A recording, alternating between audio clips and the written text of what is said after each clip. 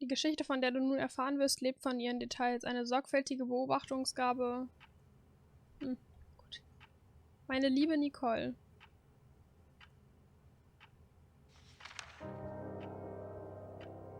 Du bist die Tochter, von der jede Mutter träumt. Schön, klug und gerecht. Wir haben gemeinsam viel durchgestanden und ich weiß, dass die Dinge nicht immer einfach waren. Aber erinnere dich daran, was Dr. Franklin nach deiner Rede auf der Abschlussfeier gesagt hat. Ist immer noch... Ist es zu laut? Hallo Antonio, schön, dass du da bist. Ich hoffe, dir geht's gut.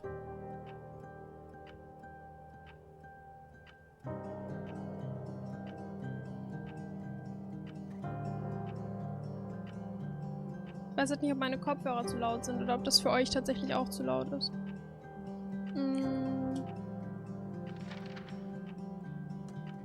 Für mich warst du immer eine Kämpfernatur, die angesichts der widrigsten Umstände mit den nötigen Waffen tapfer und heldenhaft in die Schlacht zieht. Wir haben nie darüber geredet, was mit deinem Vater passiert ist, aber nun ist es an der Zeit, dass ich dir ein paar Dinge erzähle, bevor diese Krankheit uns trennt.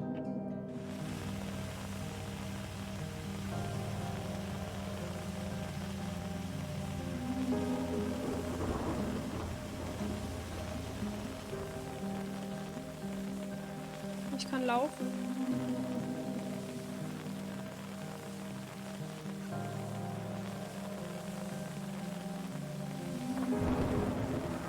Wir sind auf einer Beerdigung, oder?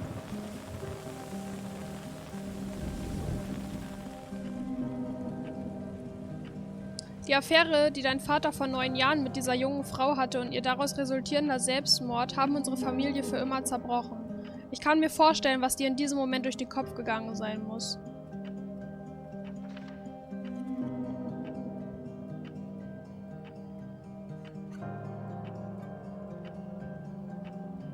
Warte, da unten steht ja was ganz anderes. Scheiße.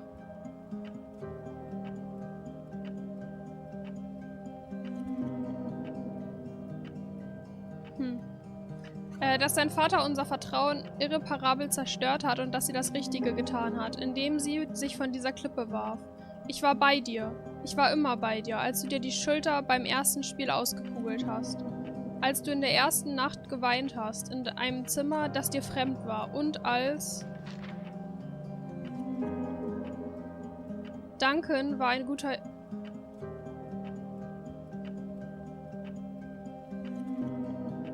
Da fehlt was. Egal.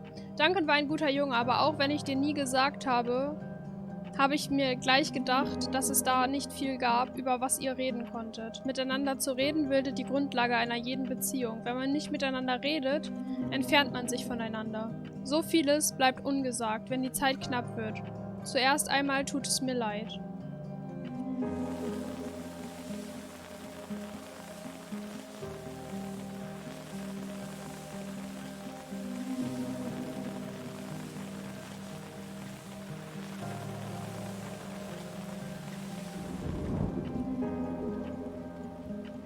Ist schon eine Papierverschwendung, dass sie nicht die ganze Seite vollgeschrieben hat, sondern immer nur so ein kleines Stückchen oben. Ich hätte nie geglaubt, dass das Gefühl von Zorn eines guten Christen würdig ist. Aber ich habe den Zorn benutzt, um den Schmerz zu ertragen. Ich möchte nicht, dass du dein Leben lebst, so wie ich es getan habe, Liebes. Ich möchte, dass du dich von der Vergangenheit ein für alle Mal lossagst. Deshalb will ich, dass du mir nun zuhörst. Verkaufe unser Hotel. Das Hotel gehört meiner Familie und damit dir. Kehre dorthin zurück, Nicole. Ich habe einen Anwalt aus Elena, Mr. Jenkins, damit beauftragt, dir diesen Brief nach dem Tod deines Vaters auszuhändigen. Da werde ich schon lange fort sein. Sieh dich kurz um, unterschreibe den Vertrag und verkaufe jene Wände, die nichts als Zorn umschließen. Zahle deinen Studienkredit ab und überschreibe den Rest der Familie des Mädchens. Lass uns diese Geschichte ein für alle Mal beenden. Wir waren immer füreinander da. Ich wünschte, dass ich auch bei deiner Abschlussfeier dabei sein könnte. Bei der Geburt meiner Enkel. Aber es ist so halt. Aber so ist es halt. Wir wissen nicht, wie viel Zeit uns noch bleibt. Widme deine Zeit der Liebe. Es gibt nichts anderes, wofür es sich zu leben, zu kämpfen und zu sterben lohnt. Glaube mir, ich liebe dich mehr als alles andere. Deine Mutter, 24. Juni 1991. Auf welcher Beerdigung sind wir hier gerade?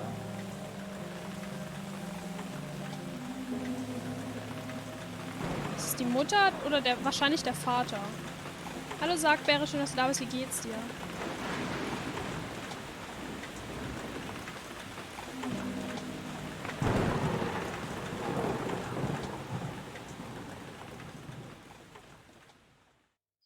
Meine Nase juckt gerade, sorry.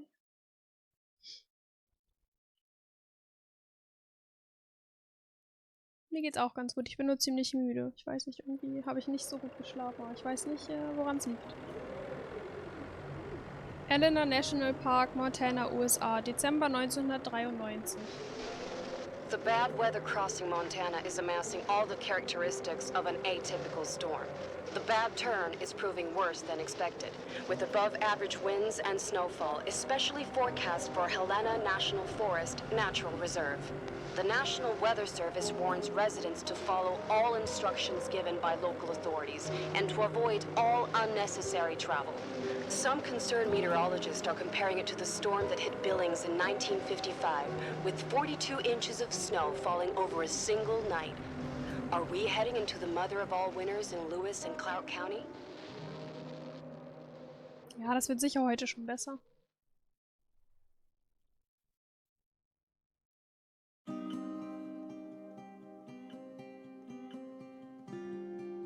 Hello from Montana. Ein Ladebalken. Damit habe ich in diesem Spiel irgendwie nicht gerechnet.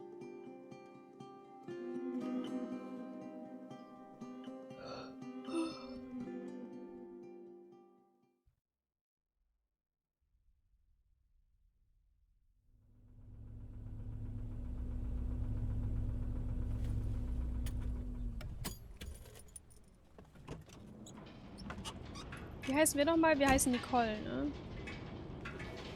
The smell. It's all I remember from the night we departed 10 years ago. Mein Auto. Moms Auto. Oh Gott, das ist schon ein bisschen älter, glaube ich. So flackert das Bild so merkwürdig.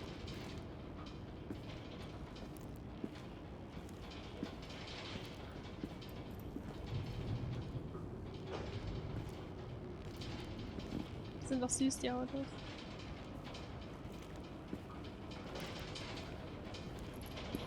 Ich glaube, das Game hat Motion Blur drin. Das könnte unangenehm werden.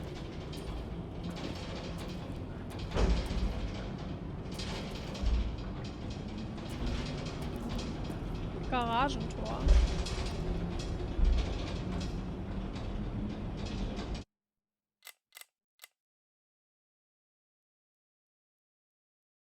War doch ein bisschen laut, glaube ich, ne? Ich kann ja auch Motion Blur nicht ausstellen oder so. Es hat leider keine erweiterten Grafikeinstellungen. Zumindest sowas ähnliches wie Motion Blur ist hier, glaube ich, drin. Knopf. Strom ist gar nicht an.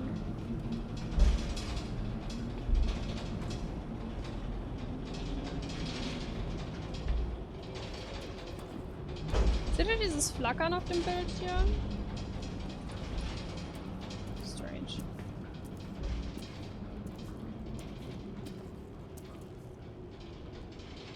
Ja, ich finde das auch ganz schlimm. Mal gucken, wie stark das ist. Wir werden es bald wissen. Die Grafikeinstellung. Ich finde, die Grafik irritiert mich gerade eh. Erstmal habe ich diesen flackernden Balken da in der Mitte von meinem Bildschirm und das wird auch so... Sie braucht so lange zum Fokussieren. Wisst ihr, was ich meine? Strange. Danger. High voltage, do not touch. Fire. Leonard. Wer ist Leonard? Ist das unser Vater? Oder...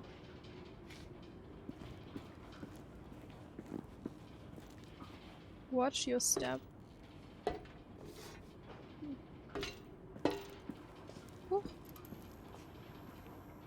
Verblasstes Wandschild. Wandbild. Timberline. Ich hoffe auch, ja. Ach, hier kann ich was machen. Hier kommen wir zum Hotel.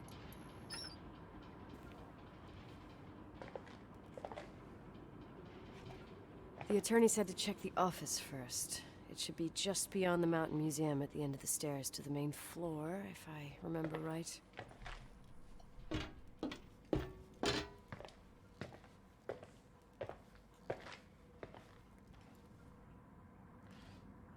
Ihr habt das Flackern im Bild gar nicht. Was ich meine. What the hell?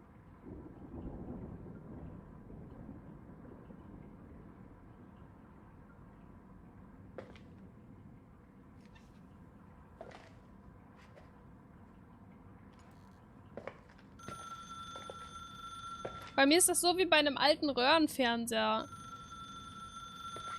So ein Flackerstreifen. Strange.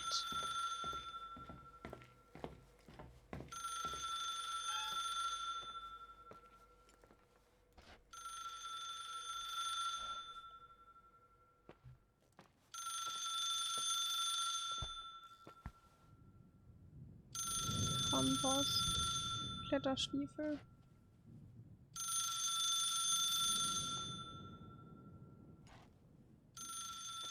Das habe ich nur in-game. Warte mal. Ich tabbe mal raus. Das hat sicher wieder... Okay, wartet. Ich möchte mal eben kurz was machen. Kann ich das noch machen?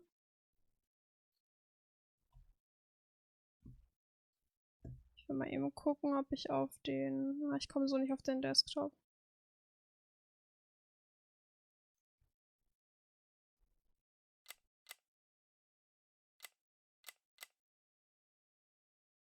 Okay, ich hoffe, dass wir nicht gleich wieder von vorne anfangen müssen. Wir gehen gleich ans Telefon, aber ich möchte mal eben was tun, was, glaube ich, für das Spiel hier besser ist.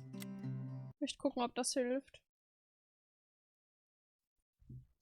Ich pegel mal eben meinen Monitor runter.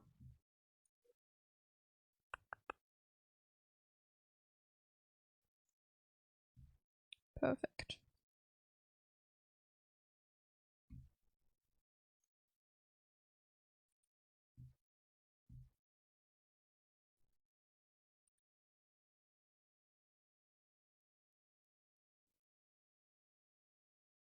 Ich hoffe, dass es das Flackern wegmacht.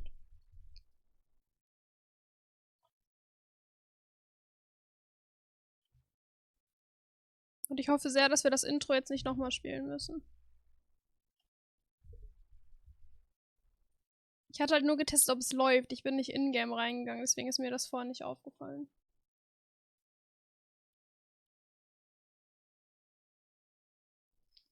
Dieser Smiley, der sich ein Headset aufsetzt. Okay.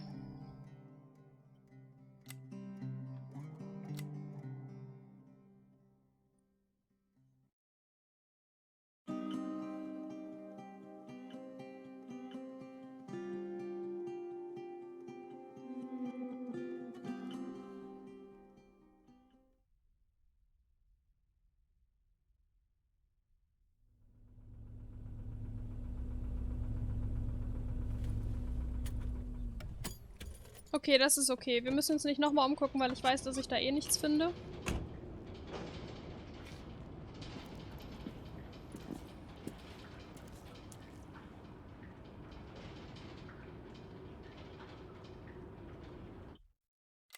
Bringt nix.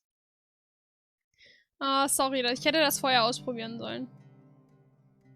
Dann hat das aber auch nichts mit meinem Monitor zu tun. Dann pegel ich den eben wieder rum. Wenn ich mir mein Gesicht, wenn du dir mein Gesicht anguckst, was hat das denn damit zu tun? Aber Flackern ist vielleicht auch nicht so die richtige Beschreibung dafür.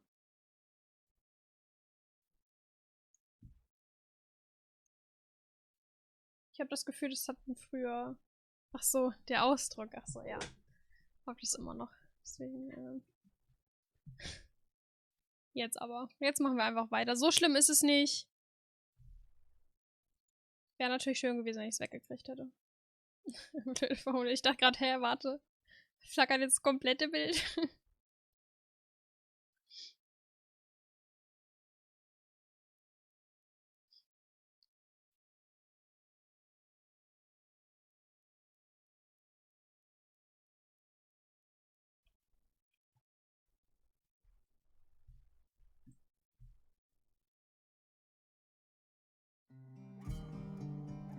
Also so schlimm ist es nicht. Die Musik ist schon schön, oder?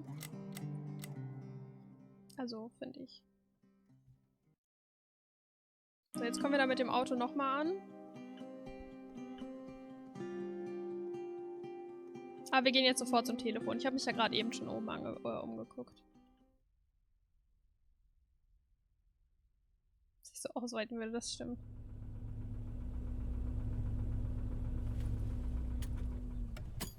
Ich dachte halt, vielleicht wäre das gewollt, aber ihr habt das halt nicht. Ist ja nur bei mir so. Na egal.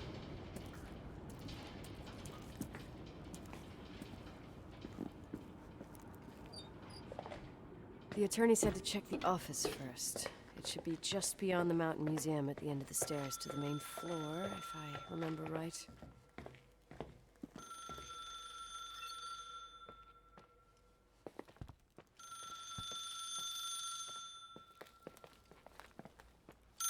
Thank you for calling.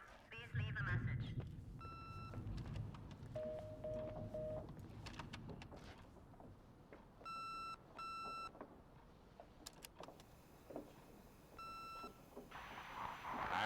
Emergency. How can I help you? What's your emergency? Hello? Can you hear me? What's your emergency? Hä?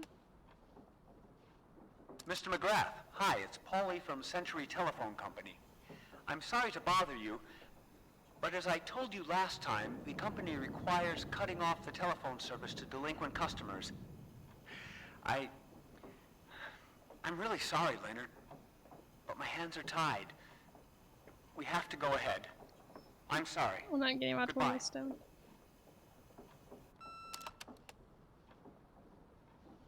Yeah, Nicole, it's Jenkins, the attorney. The hotel chain that wants to take over your hotel has just dumped a mammoth holy Bible of documents on my desk that I need to check through. I have to personally go to the county land registry office before we meet. Listen, I know you didn't want to go to your father's funeral, but now the hotel is entirely your property. The law requires you to assess its condition before putting it on the market. It's very noble of your mother to want to repay that poor girl's family, Rachel. Not everyone would deprive themselves of such a sum. Anyway, it's up to you now. Get to it. I'll bring you a burger you Portland folks can only dream of. Oh, I left you some notes and a master key on the dining room table of your family's old apartment. Start your rounds from there. Give me a couple of hours. Don't run off. Ein paar all right? Stunden.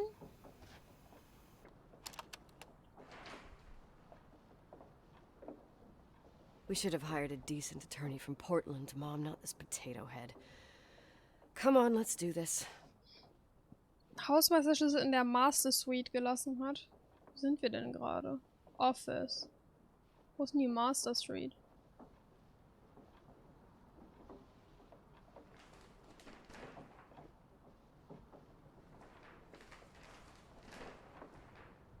Ach du Scheiße.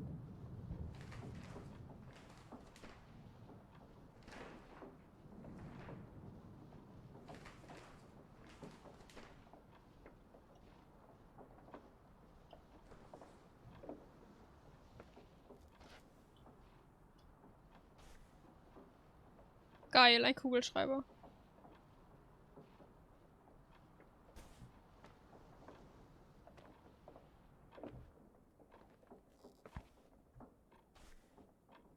Lucky Stars. Ist noch voll. Brille.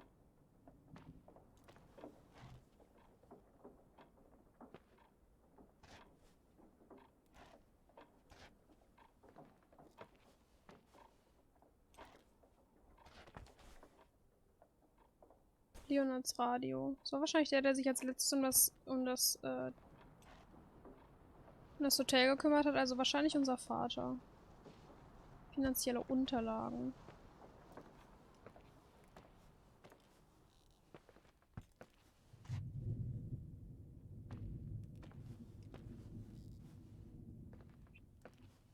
Ich bin sehr froh, dass ihr dieses Flackern nicht seht. Da war eine Treppe. Müssen wir einen hoch? Komme ich nicht rein. Dann ist das die falsche Treppe.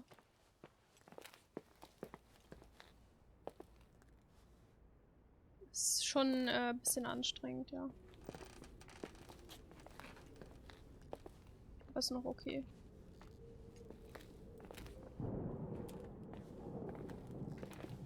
Ballroom.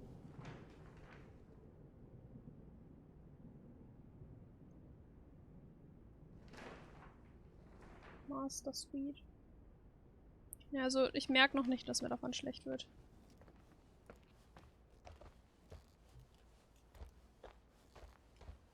Ich versuche euch das mal bei alten Röhrenfernsehern. Ich weiß nicht, wer von euch welche kennt.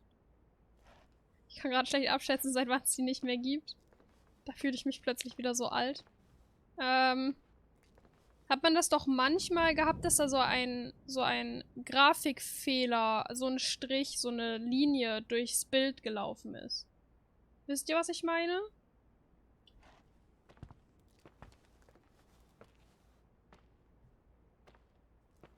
Und sowas habe ich auf dem Bild.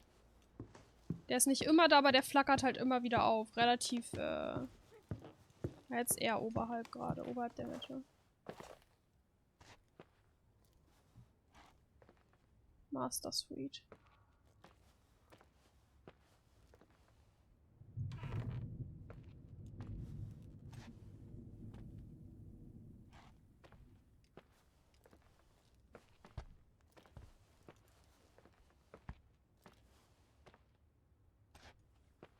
Da.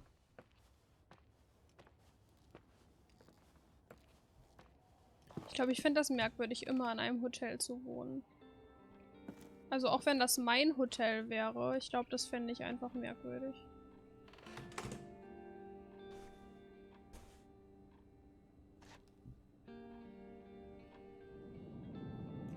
Alter. Noch nie was von Bücherregalen gehört? Jesus.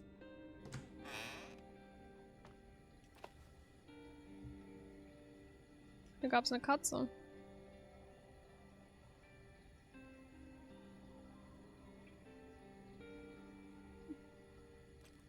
Medikamente. Dreckig ist ja auch alles. Ich komme rein, gucke rein, Klo. Hallo, Robster ist da aus. Ich hoffe, dir geht's gut. Steht da Can drauf? Cat. Noch mehr Zigaretten. Ist auch noch zu.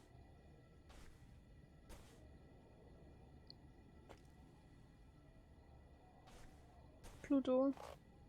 Ein Schwamm. Geil. Schlechten Menschen geht's immer gut. Ich glaube, man hätte hier alles... Aber man weiß ja auch nicht, wie lange der Vater schon nicht mehr lebt, ne? Nemo? Reinigungsmittel. Noch mehr Hier ist so viel Reinigungsmittel, aber es ist hier so dreckig. So viel Reinigungsmittel hier. War das mal ein Spiegel? Das war mal ein Spiegel. Ist ja ekelhaft. Ist ja ekelhaft. Colgate. Leonards Tabletten. Was hatte der wohl? Ein Kamm. Okay.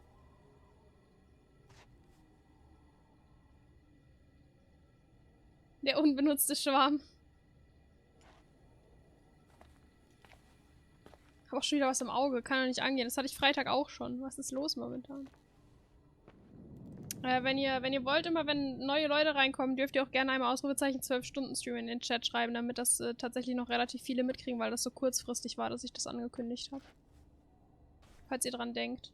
Ich komme so schlecht raus, weil wenn ich das Spiel runterpegel, dann werden immer beide Monitore schwarz, wenn ich raustabe. Deswegen versuche ich das zu vermeiden, rauszutaben. Oh, das ist von Jenkins. Dear Miss Nicole Wilson, this is to inform you that the nominated personal representative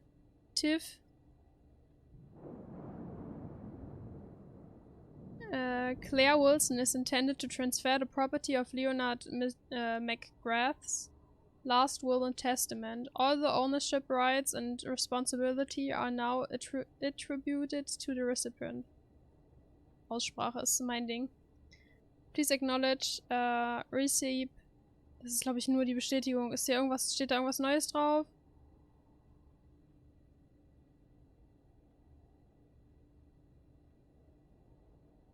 Es geht halt nur um den Ownership von den... Wo ist das Testament?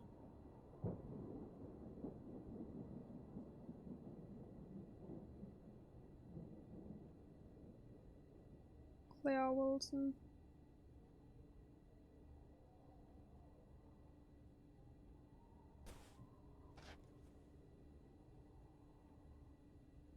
Wie die Ortsnamen Assassin's Creed Valhalla, das stimmt. Mathematik und Physik. Analysis. Gehen wir weg damit. Schwarze Löcher finde ich interessant.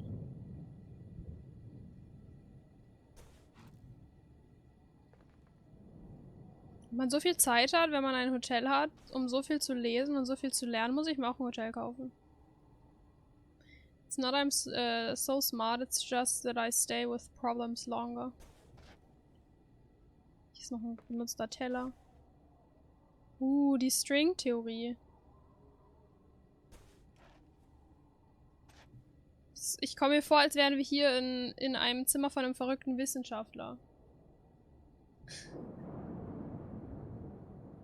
Astrophysics.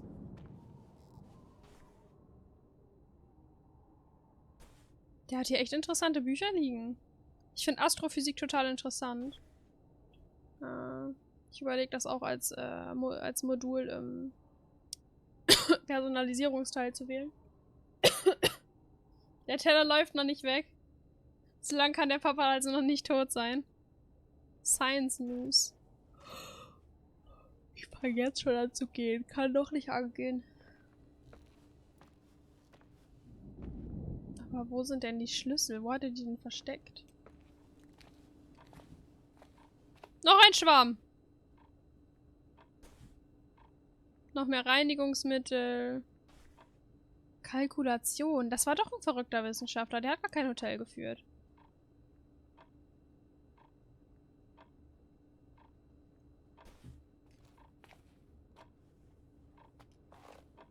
Kugelschreiber und Post-its. Streichhölzer. Ich will die... Ja.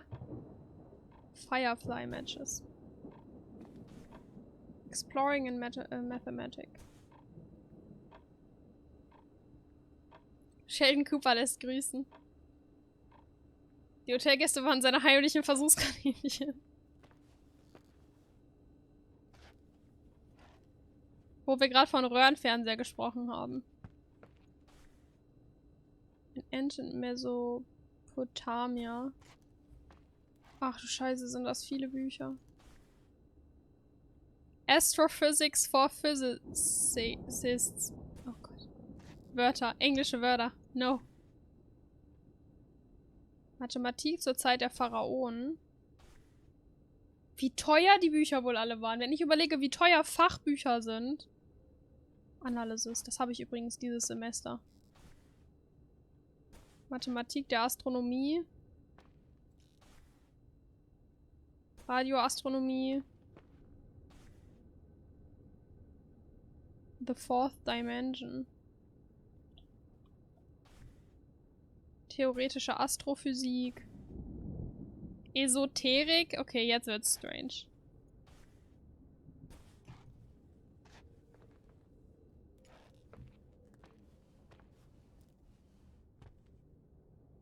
Polaroid-Kamera. Nicole's Room.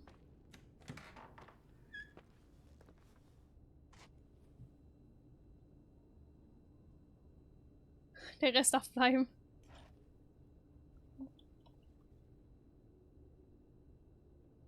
Bilder einer kleinen Nervensäge, hallo?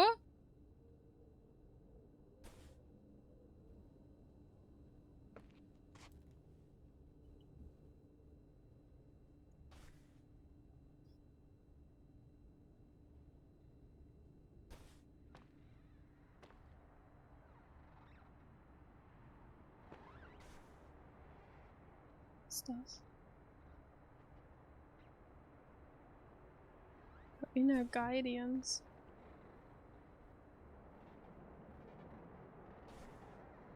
Book of Spirit Communications. Jetzt wird's okay. Er ist wirklich ein verrückter Wissenschaftler. Fokus liegt hier aber auf verrückt, glaube ich, als auf Wissenschaftler. Esoterik. Also die Bücher auf dem Flur haben mir besser gefallen. Was ist das für ein Sound?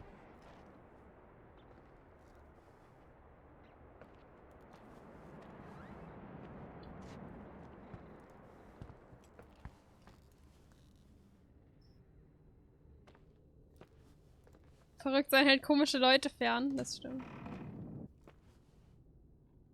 Wie lange waren wir nicht mehr hier? Wir sind schon erwachsen in dem Game, oder?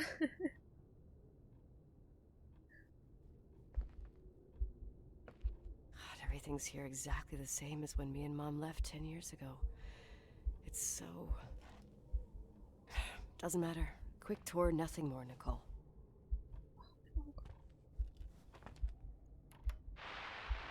Victims in the last 3 days. The snow plows are ready, but we're waiting for the intensity of the snowfall to... There will be possible blackouts in the more isolated areas. Make sure your generators are in good condition. Disketten. Instructions: refrain from going outside unless VHS, oh mein Gott. return home.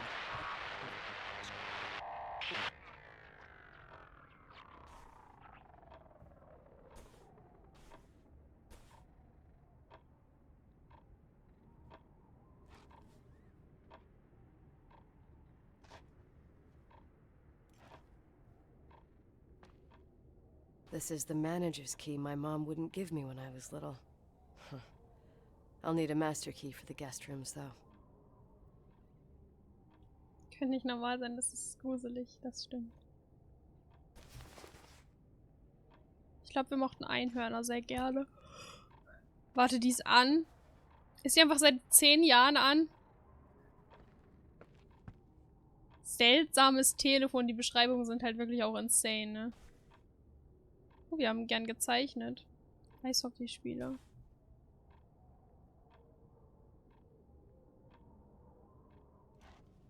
Die eine Zeichnung ist so mega gut, die andere so derb. Ist halt wirklich so. Das Ding müsste schon längst kaputt sein. Battle of the Bands, Summer Camp. So wie, es gibt ja diese Musikcamps in Amerika. Sowas hätte ich gerne mal gemacht, als ich noch jünger war. Aber sowas gibt es hier in Deutschland, glaube ich, nicht. Zumindest als ich damals geguckt habe, habe ich dazu nicht viel gefunden.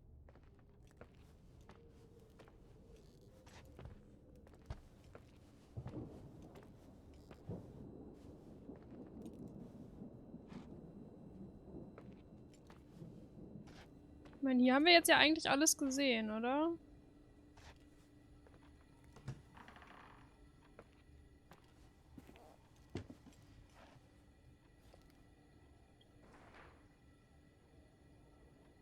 Das merkwürdige Telefonding benutzen.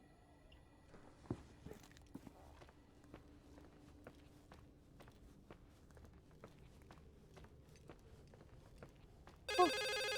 Hä, wieso hat das eben denn nicht geklingelt? What is this, a joke?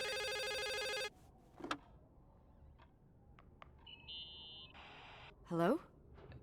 Can you hear me? Is this Miss McGrath? Wilson. McGrath was my father's. This is Helena Federal Emergency Management Agency. My name is Irving Crawford. Mr. Jenkins told me you'd be arriving. Mr. Jenkins is a very enterprising man. Oh, I guess so. I wouldn't know. I'm kidding. Oh, right. Any reason for your call, Irving from Federal... whatchamacallit? I'm calling to assist you during your stay at the hotel. What? The Timberline is old but sturdy. You'll enjoy your stay, and be safe, no problem. Kannst du The telefonieren furnace, wiring, it's all under control. Oh, okay, enough. What? I don't know what Jenkins told you, but I have zero intention of staying here longer than, let's say, 20 minutes. Oh. But the storm. Yeah, it doesn't matter. I'm leaving straight away. Maybe you're not aware. Thanks for everything. Irving, right? Irving. Yeah. Bye. Ich habe das Gefühl, dass wir hier nicht nach 20 Minuten wieder raus sind.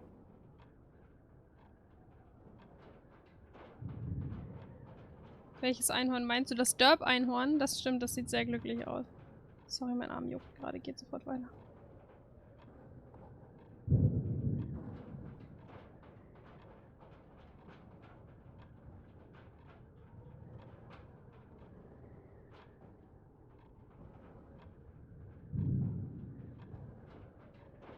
So.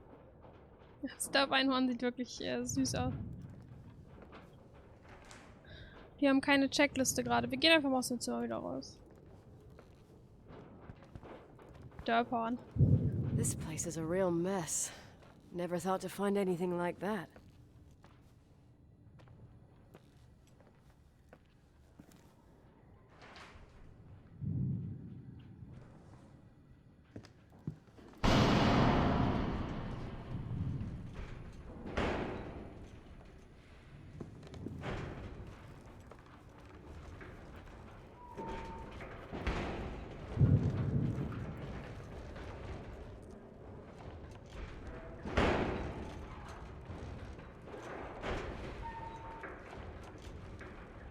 Beim Overlook.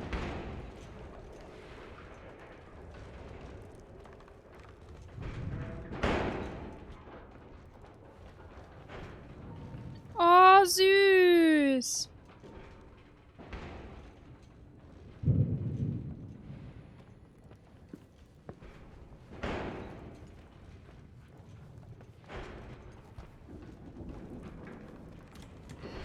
Wieso ist es hier so dunkel?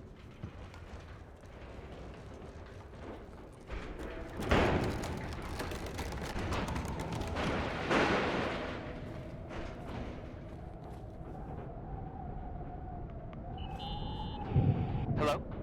Hey, you still there, Irving? Huh? Oh, yeah. Nee, I'm bei still mir here, hat Miss man das McGrath. nicht gemacht I mit dem mean, Wachstum. Miss Wilson.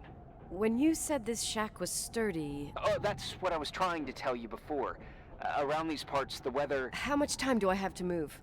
The snow piles up pretty quick, and some parts over 3,000 feet are already icing over. I gotta risk it. You're not thinking of taking the car.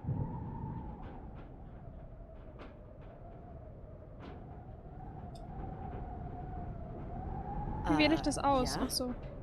Nicole, listen. If your car breaks down, we can't come get you. Not even with tanks. Whatever happened to Miss Wilson? Sorry about that. I just, Nicole is fine. That said, thanks for everything. Again. Thanks. Der Typ ist Seriously, merkwürdig. if you ended up out there with your car gone dead, with 12 inches of snow and 20 degrees below zero, your lungs would collapse in a few minutes. I remember how things work in the mountains. Luck doesn't exist. As a FEMA agent, I have to insist... You know, you're not the first man To do what? to try and stop me. Hey, wait! Bye. What can go wrong? I have a 1986 Dodge. Ja, ich bin irgendwie, ich weiß nicht, ist das wirklich so ein Security Man? Weil wäre der nicht ruhiger und würde der nicht anders mit uns sprechen? Der ist jetzt ja auch voll auf die persönliche Schiene mit dem Vornamen gegangen. Irgendwie finde ich ihn merkwürdig.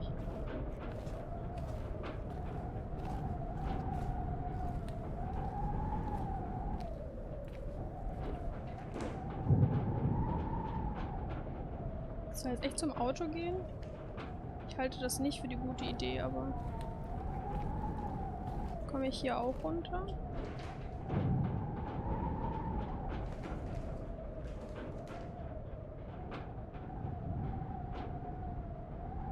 die Orientierung jetzt hier schon verloren, ne?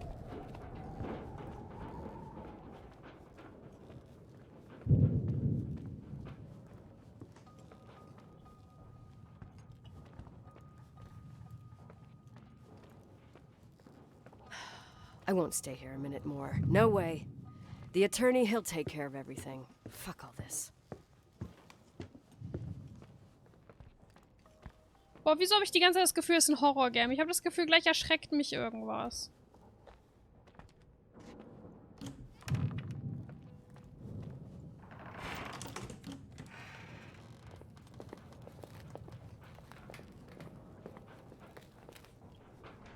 Wo sind wir jetzt?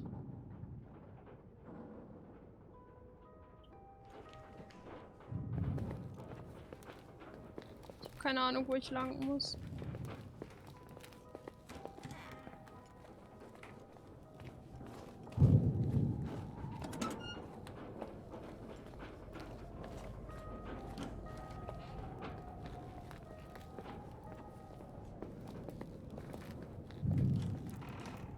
Hier geht's raus.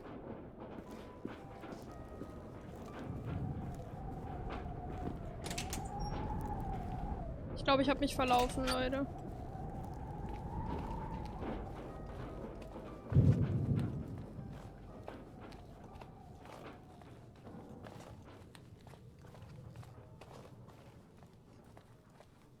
Küche.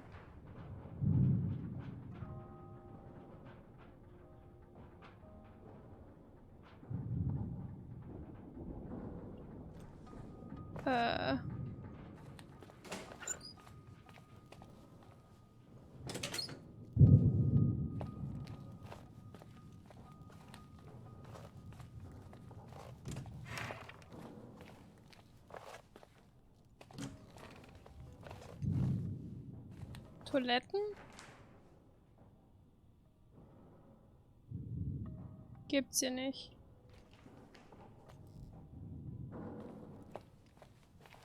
Shit.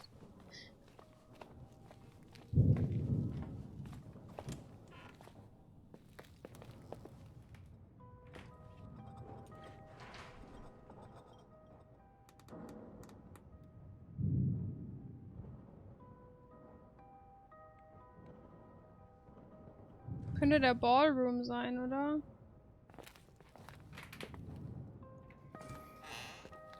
Ne, hier geht's hoch.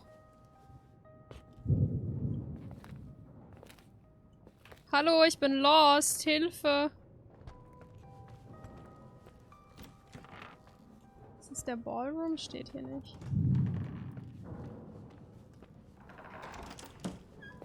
Warte, bin ich im Kreis gelaufen?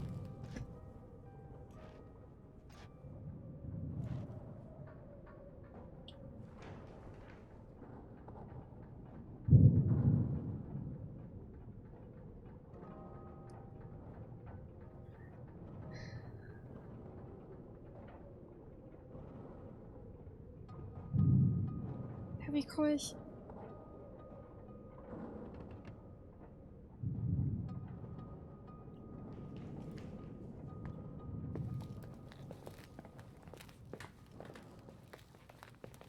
Aha, ich hab's gefunden.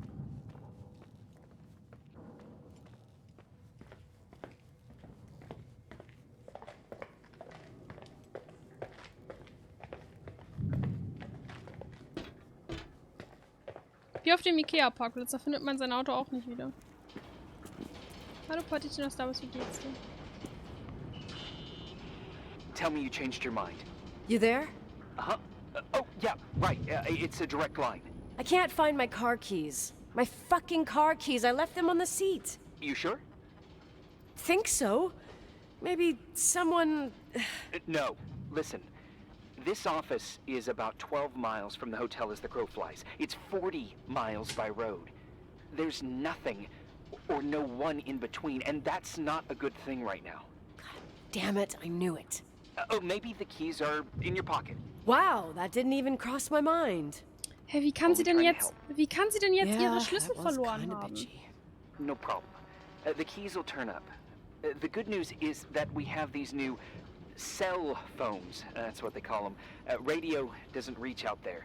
I bypassed the signal to create a direct line through a shortwave sequencer. It's like a two-way radio station that's always open. This place. I vowed to never come back. Listen, I might only be a voice, but remember I'm here for you. If you need me, just call.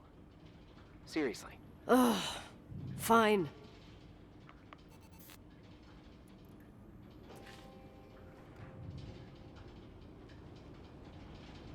Ich muss die Tür zur Garage aufbekommen. Wir sind doch in der Garage, oder nicht?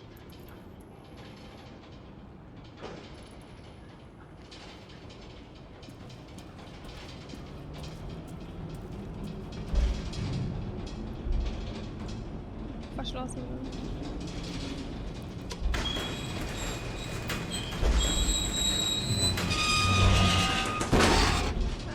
Unangenehm.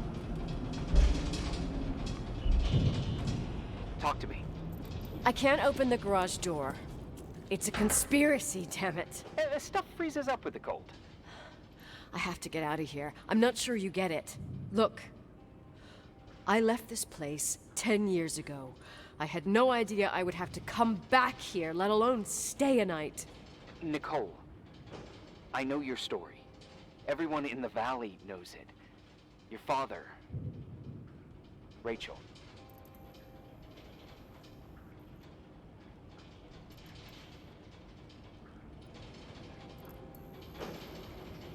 What? Let's just forget it. I didn't want to be out of line. Don't mention the past. Okay. What the fuck? Jetzt spricht er uns sogar auf unsere Vergangenheit ein. Ich finde diesen Typen so strange, ne?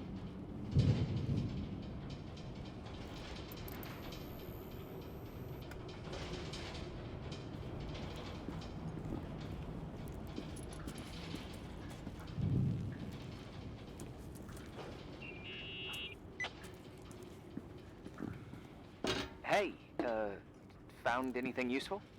No. No keys. No Weiß garage nicht, wieso door. er I nicht hier can't get ist. out of here without freezing. Christ. It's probably only for a night. The conditions might get better tomorrow. Vielleicht. Look, I'll be on duty all day. Call me when you want. Even just to talk. Okay. Oh. Thanks, Irving. Just doing my job. Nicole, Yeah. if I may, What? I'd like to give you some advice. If it comes with the job. You're safe up there. Just relax. It'll be fine. Okay. Later. I can't believe it. I'm stuck. Ich finde das Shit. strange.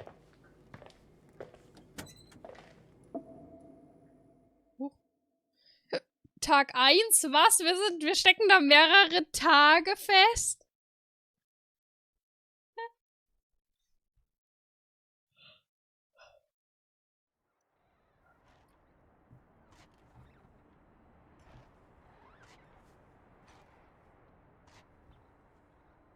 Ja, ich finde auch, dass er sich voll aufzwängt. Hello?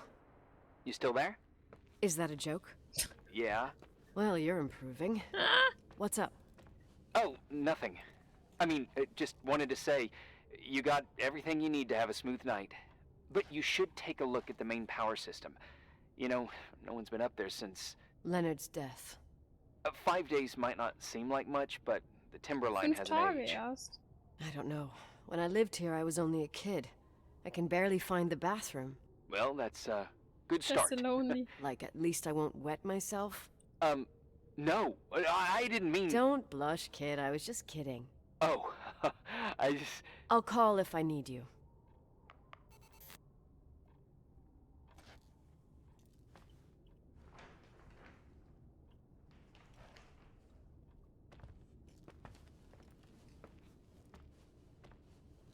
Haben wir hier überhaupt Essen?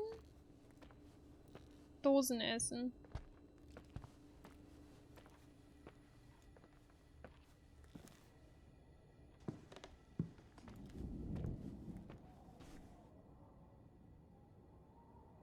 Play hard, stay rough. Jetzt glaube ich nicht essen wollen. Naja, der ist ja erst 5 Tage tot.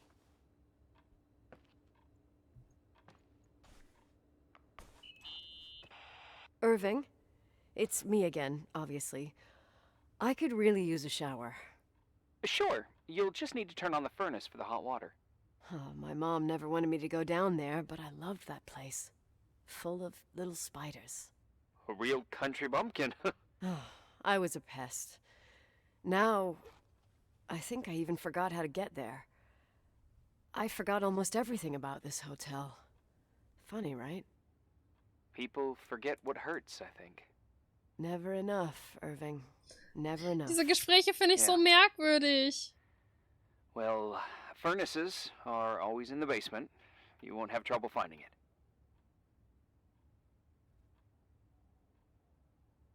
Is there something else I should know, like, to survive?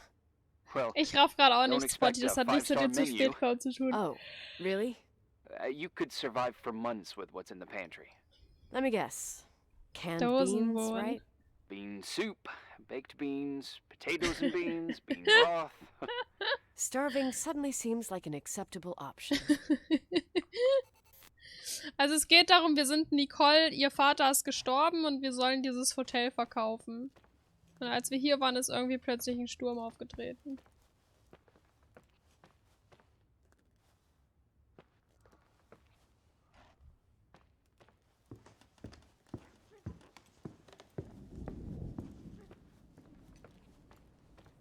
Wo der Keller ist, weiß ich jetzt zum Glück. Diesmal verlaufe ich mich.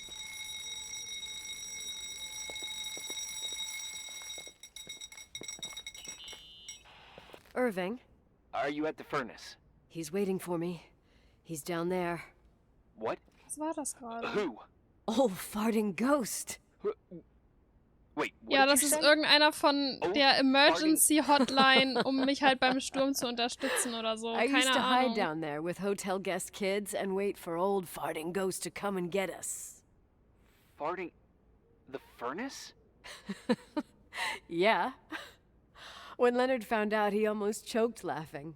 Your father laughed about stuff like that? Yeah. Well, that's long gone. Ist gerade eher wie eine Therapiestunde mit dem, oder?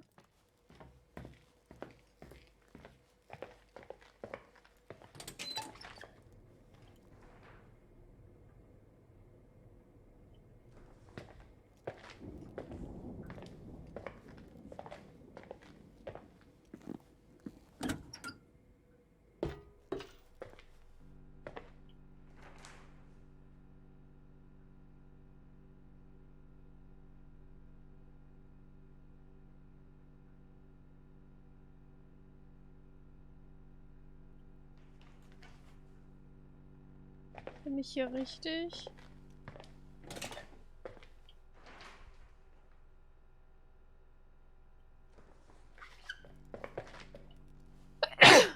Sorry. Sie hat Vergangenheit an. Hier ist eine Hydraulikpumpe. Ofen. Gesundheit, Dankeschön. Auch, dass sie anruft und sagt, ja, ich möchte duschen. Hä? How's it going? It looks real Irgendwie hatte der Vater eine Furnaces Affäre are all the same. und die Frau Can hat you sich see the dann control panel? umgebracht I guess. und What sie does ist dann the mit ihrer pressure Mutter gauge read? abgehauen. Huh? The thing that looks like a clock. Looks like 220. Oh. I don't like the sound of oh. It should be more like 210 psi. Pressure's building. You saying I have a choice between freezing or blowing up? No. Push the green button. It's the starter. Old farting ghost, you rank spirit, wake up! Huh? Nothing, just talking to an old friend. Ich glaube, die haben beide nicht mehr ganz ein... Die haben, glaube ich, beide einen an der Waffe.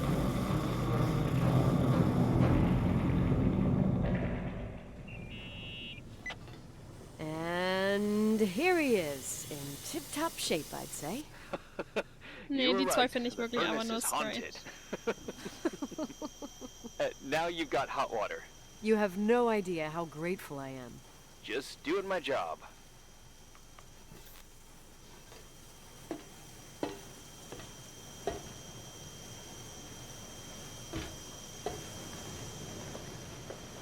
Sollen wir jetzt duschen gehen?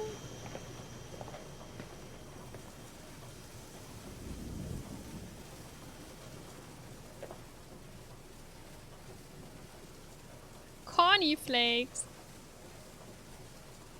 Süß. Crunchy, crunchy, crunchy. Gut.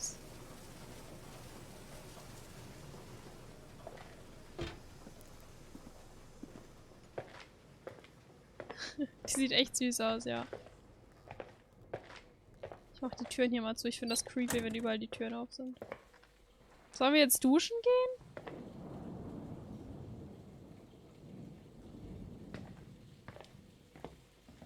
Wer die essen kann mit gutem Gewissen ist ein Barbar. Alter, der meldet sich schon Give wieder. me some good news.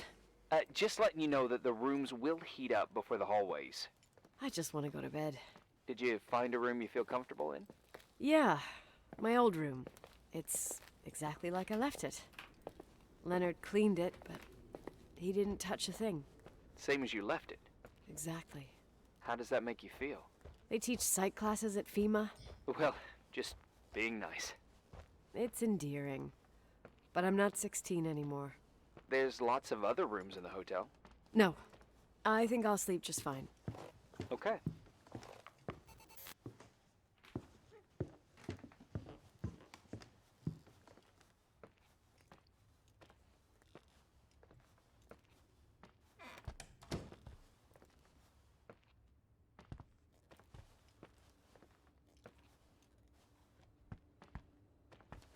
Wir haben zu viel Horror gespielt. Ich denke die ganze Zeit, wenn ich hier um die Ecke gucke, steht da gleich ein Geist vor mir oder sowas.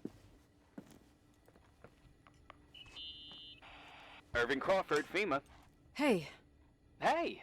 listen, I just wanted to Als wäre say, das so merkwürdig, if sie I zu came hören. across as obnoxious, No problemo. I get it. it almost feels like I'm getting used to being here again. Whatever. Forget it, I'm beat, and I'm rambling. No. From the rumors that went around the valley about when you left the hotel, and all that rush, well... Right, I forgot. The Wilsonian mythology. Sorta. Now I'm just gonna chill in my room with the posters of my favorite bands, playing my old bass, totally unplugged. You play the bass? I suck. I wanted to thank you. Knowing that I'm not alone Naja, wir sind here schon alleine is da, a ne? huge deal. Yeah, well, thank Weiß you ich for gar nicht, ob das listening and not freezing to Horror-Element hat. death in your car. So I owe you my life then. Wow. It's just... Your job. I know. Night. Night. Ist noch ultra hell draußen und die sagen sich gute Nacht, okay.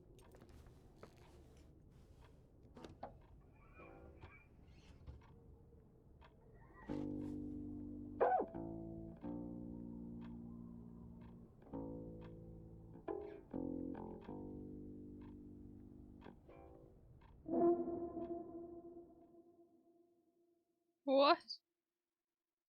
Okay, wir haben jetzt nicht geduscht, obwohl wir deswegen extra das Wasser angemacht hatten. Wir haben uns nicht ins Bett gelegt, aber wir haben Bass gespielt.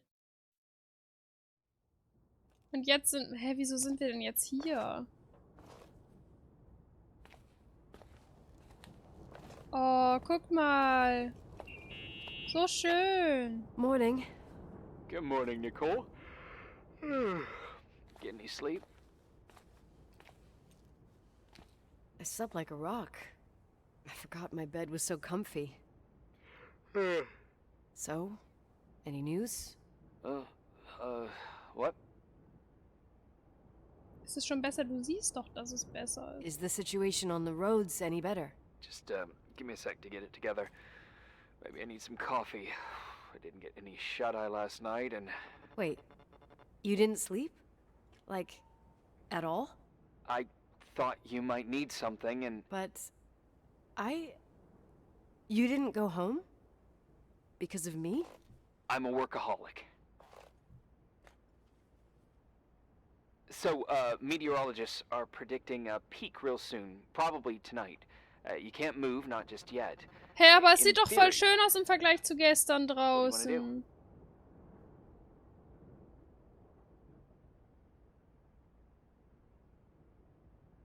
I'm hungry. I'm gonna eat first, then I'll think about it. It's time for you to take a tour of the pantry. Deal. I could eat a horse right now. The baked beans will be scrumptious. Bohnen zum Frühstück. Aber wo ist denn die Wo ist denn die Vorratskammer?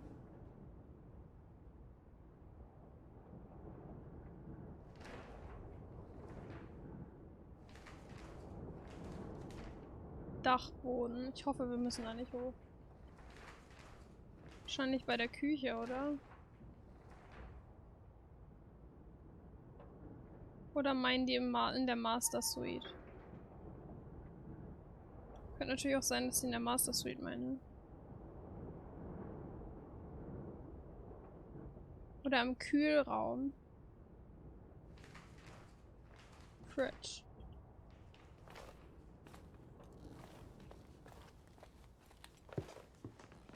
So viel Schnee, aber ich finde, es sieht doch gar nicht mehr so stürmisch aus.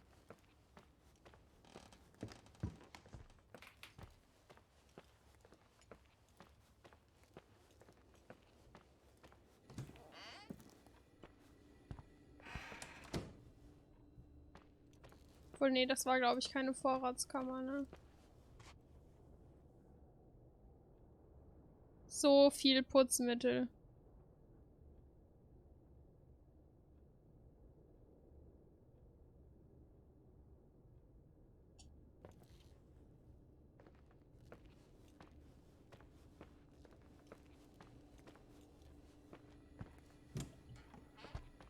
Dass viel Schnee liegt, das stimmt.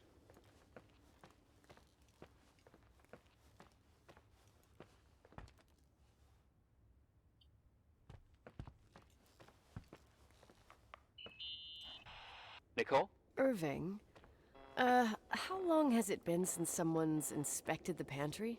Inspected? Pantry. You mean stocked? I'd just like to know if I should choose between malnutrition and food poisoning. There'll be tons of things to eat. Oh, definitely no mice or roaches. Pretty sure about that.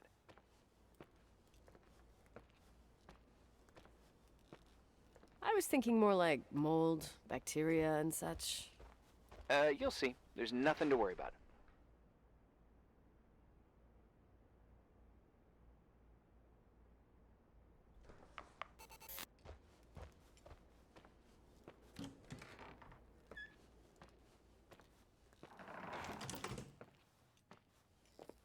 Wir waren schon in der Küche, aber wie war ich da hingekommen? Hier, oder?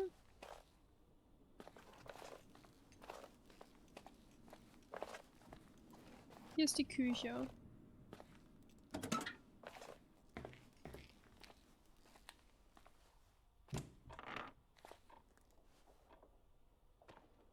Wait, what?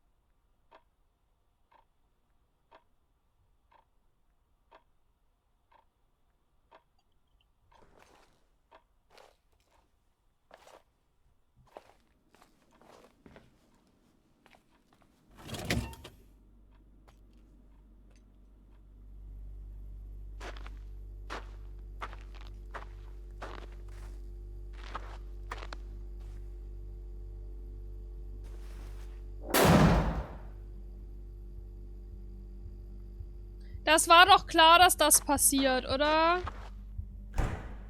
Ach, das war doch so klar. Ich habe da schon mit gerechnet, dass das passiert. Hey, you kidding?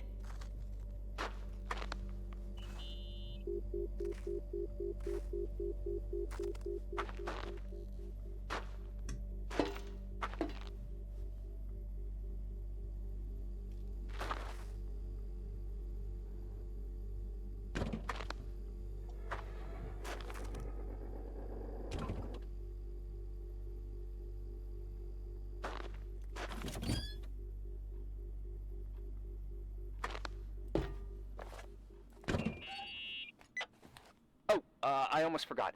There might be a problem with the fridge door. Just make sure. Oh, that- dieser you fucking with Idiot. No. Dieser Idiot. Wait, what did I say? It would have been more useful to know that before I got locked in. Oh, holy shit, I'm a freaking space cadet. Yeah, I could have died in there.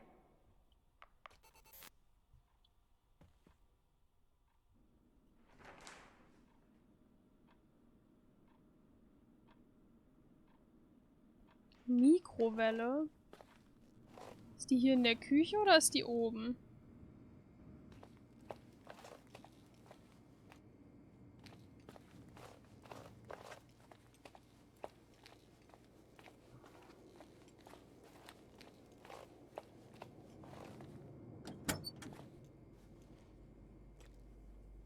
Verdorbenes Essen. Ein Kürbis.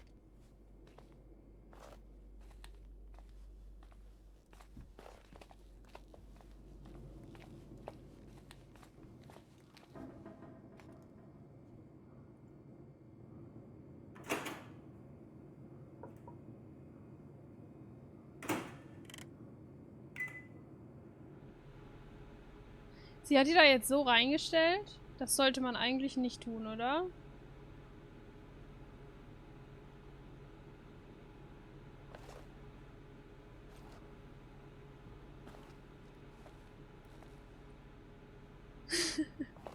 Ich glaube, das sollte man nicht tun, oder? Ew.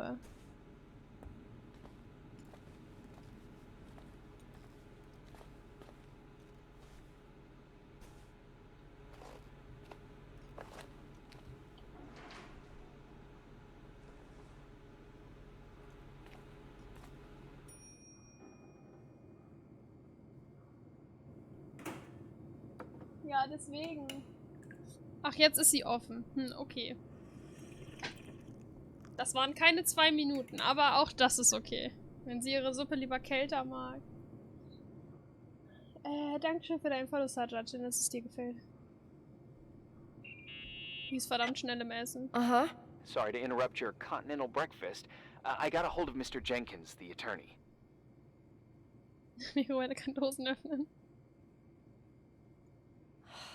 I'm only taking good news today. Otherwise, let me eat. Up to you. Thought you'd like to know. Oh, come on. He called 911 after just a mile. I'm just gonna hole up in my room and cry, if that's okay with you. I can't imagine that. He asked me to give you a message. Here it is. He says to... This is a swear word, and you don't need to hear it.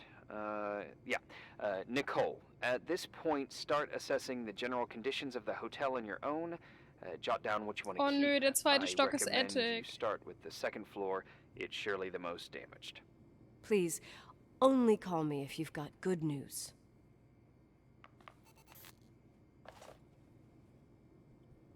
Ich glaube, wir haben zu viel Horrorsachen gesehen. Ich glaube, da war gerade keiner an der Tür. Ich glaube, die Tür hatte einfach nur Probleme und dann ging es wieder.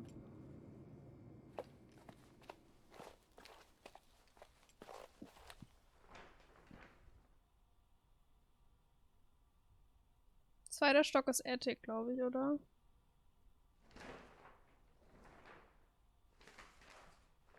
Ja.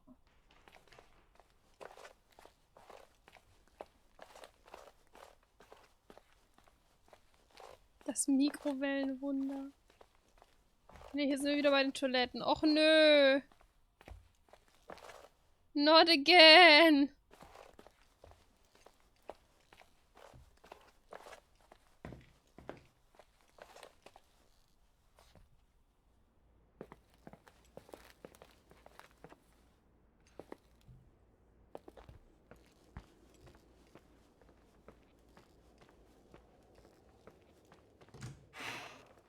Hier.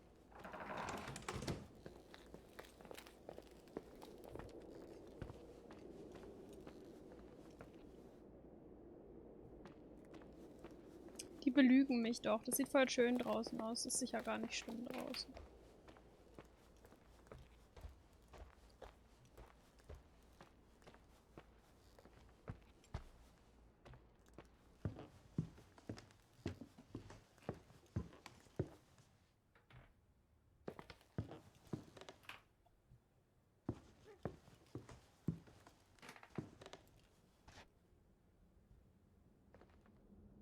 Das sieht halt echt nicht einladend aus hier, ne? Ach du Scheiße. Was war das?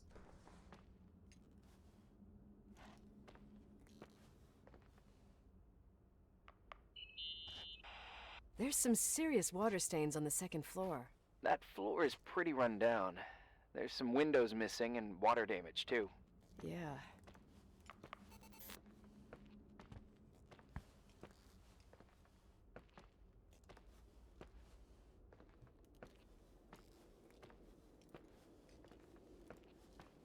Vielleicht spukt's hier auch einfach.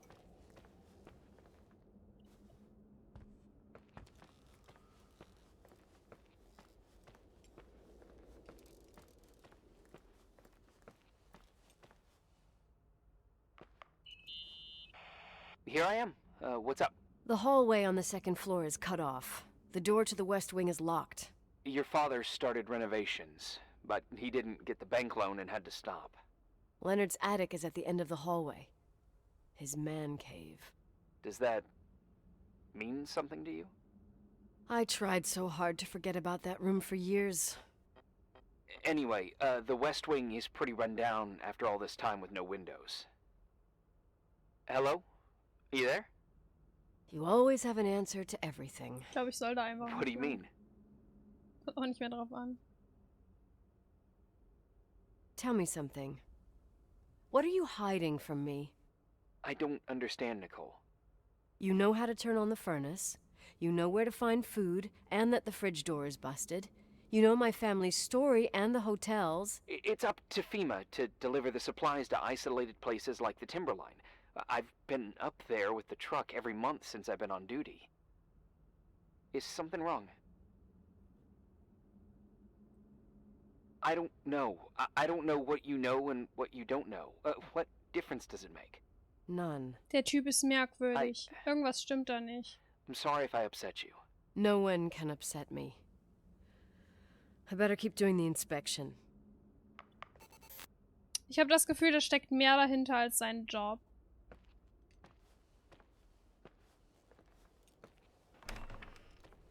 Ach du Scheiße.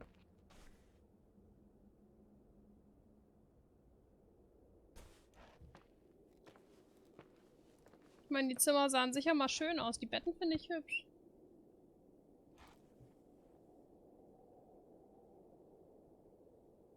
Ja, ich habe halt auch das Gefühl, irgendwie stimmt was nicht.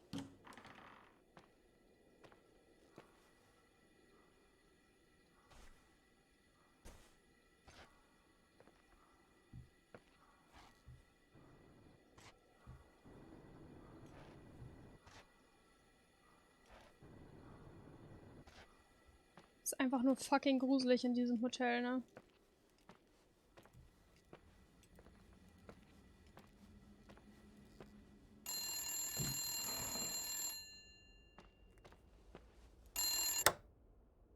Yeah? Hello? Who is this? What? Who the hell are you? Rachel is still there. Don't sell the hotel. Is this a joke? Who is this? Don't do anything stupid. You're gonna pay for this lame-ass joke. I have a phone, a cell phone. I'm talking with FEMA, and I'm gonna get them to call the sheriff.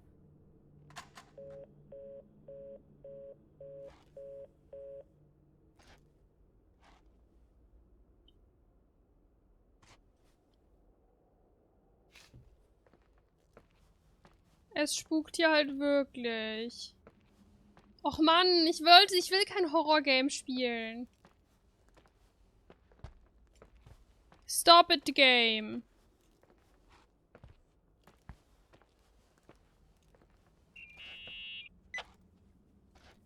You pissed at me?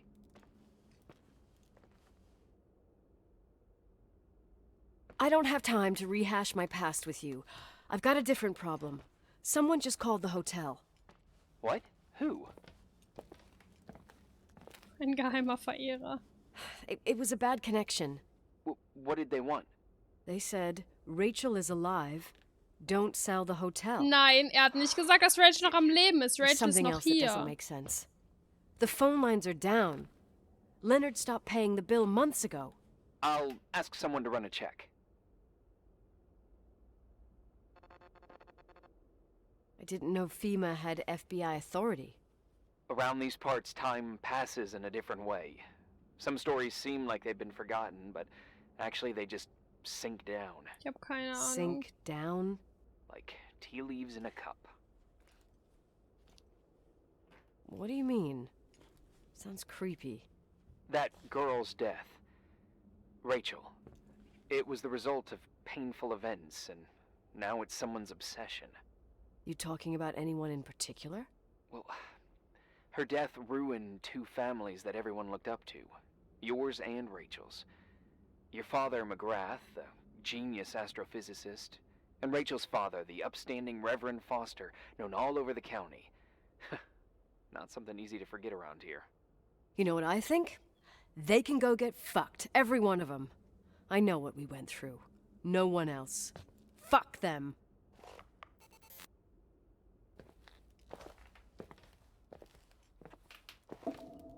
Oh, Alter, hab ich mich erschrocken. Ist noch gar kein ganzer Tag rum. Ich bin noch nicht mal mit dem zweiten Geschoss durch.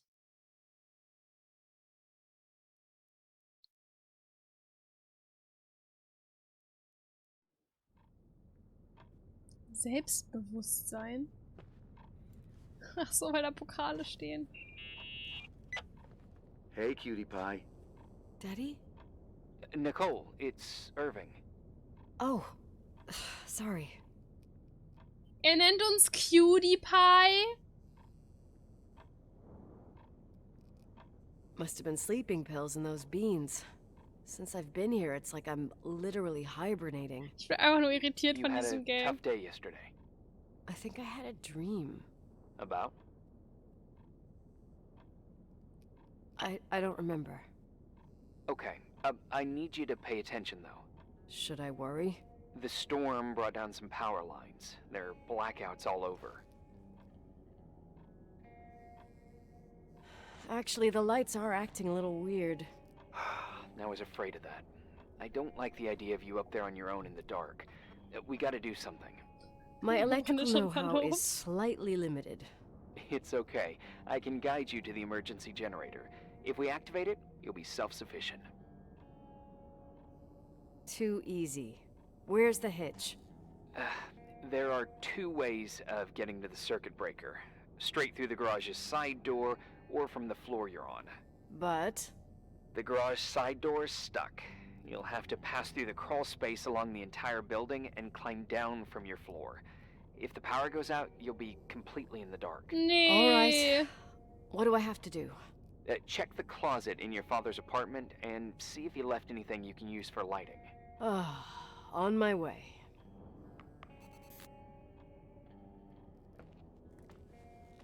Wieso finde ich das Spiel so creepy?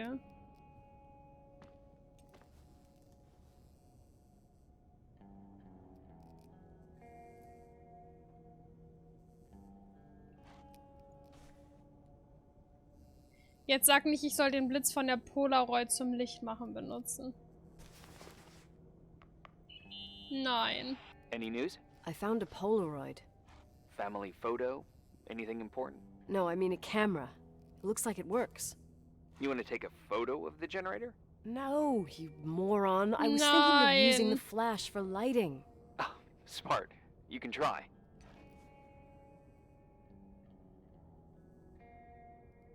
I wonder who this belonged to. Leonard, maybe? Some client probably left it. You can't imagine what people leave in hotels. Oh, I could tell you about the rubber friend that Mr. Rochford's widow left here in '82. Mayor Lyndon's kids and I used it as a miniature Indian totem pole for the whole summer. It was a huge scandal. Oh, Jesus. Sie hat kein Smartphone. Oh, yep. Anyway, the Polaroid's better than nothing. Wir sind dann The light from the flash could come in 1993, handy. glaube ich.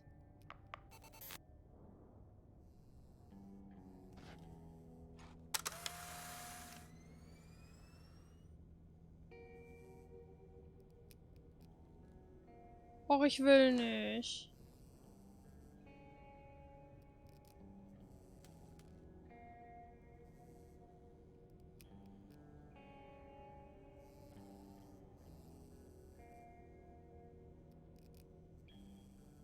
Die Zwischendecke vom Personalbereich im ersten Stock aus betreten muss.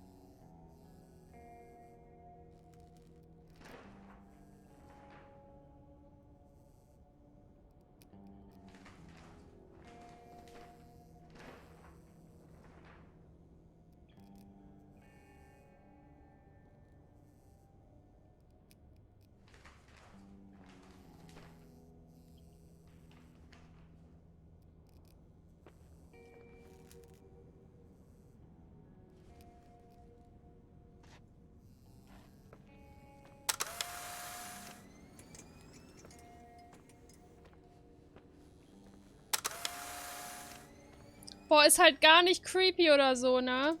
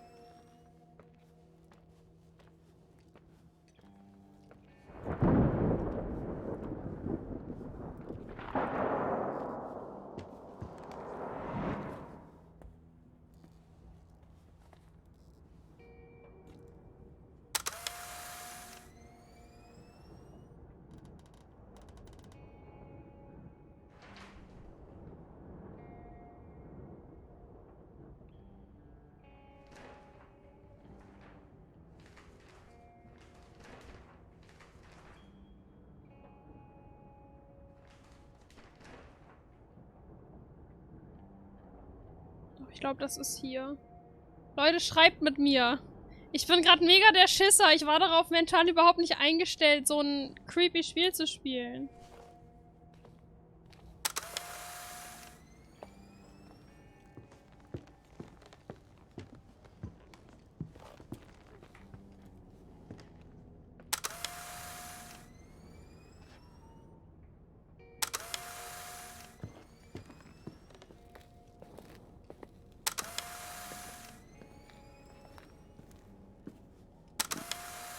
Das war doch mit Sicherheit nicht richtig. Ich verstehe nicht, wo ich hin muss.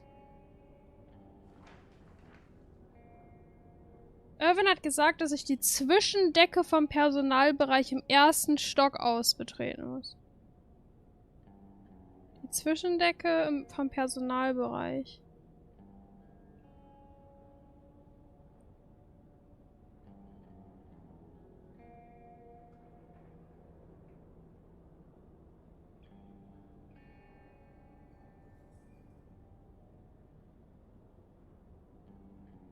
Was ist eine Zwischendecke? Genau das Problem habe ich auch gerade, um ehrlich zu sein. Wäre halt einfach schon gut zu wissen, wenn ich wüsste, wo der Personalbereich ist.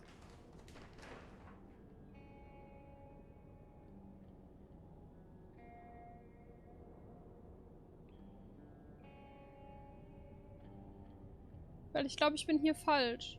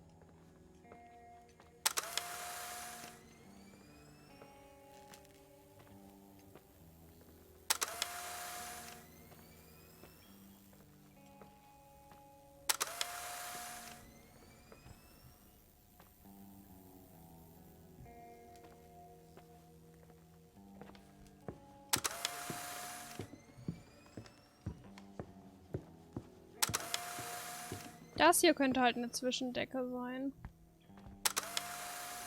Hä? Oh, ich verstehe nicht, wo ich hin muss. Diese Beschreibungen sind doch scheiße.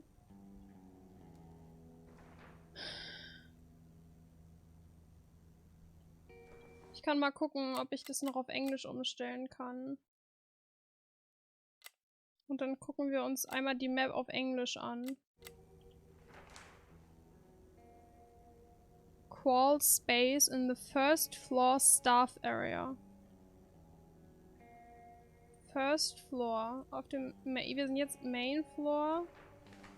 First floor.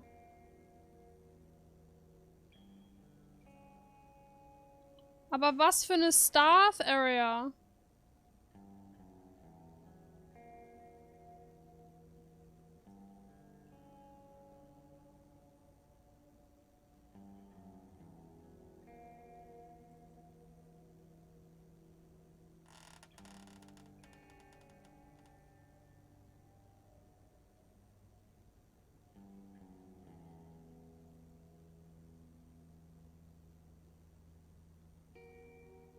Wall space.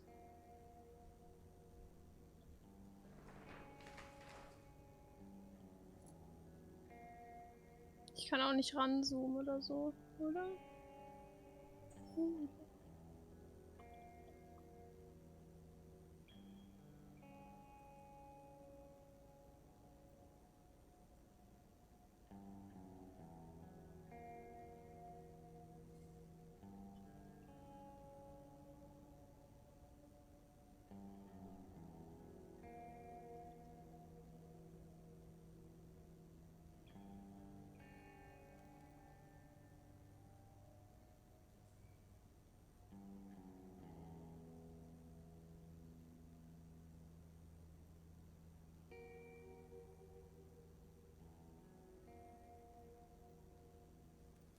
Wenn ich die Schrift jetzt auch noch lesen könnte.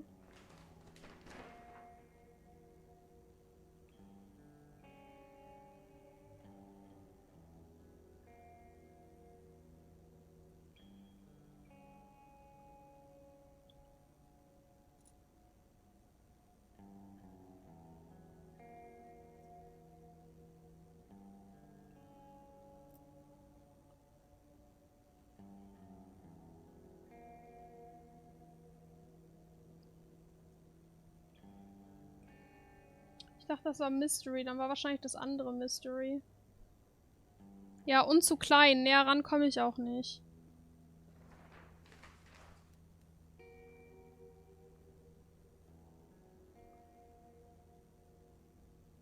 Wenn hier Staff Area steht, das einzige, wo ich Staff nochmal sehe, ist da unten. Also wo ich jetzt gerade drauf zeige. Dann hätte ich die Treppe gar nicht nehmen dürfen, sondern hätte... Kann ich nicht wenigstens eine Taschenlampe kriegen?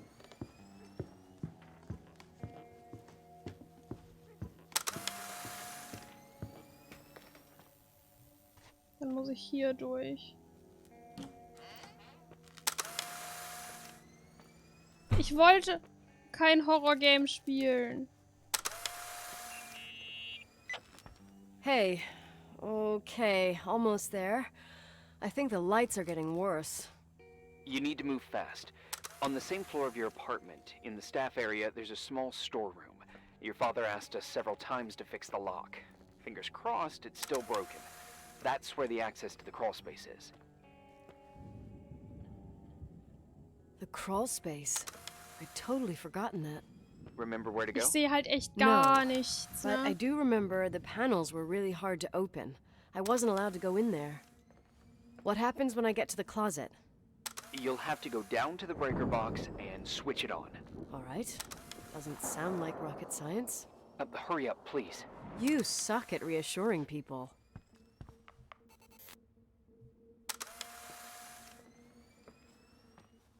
Sag sowas nicht, sag wäre. Hä?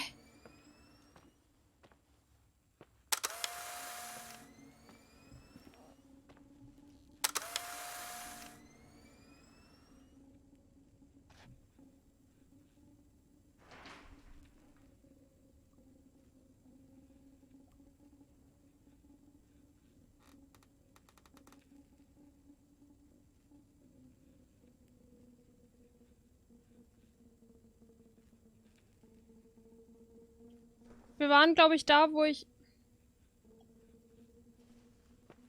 Wir waren hier schon richtig, aber ich weiß nicht, wo wir hier lang müssen.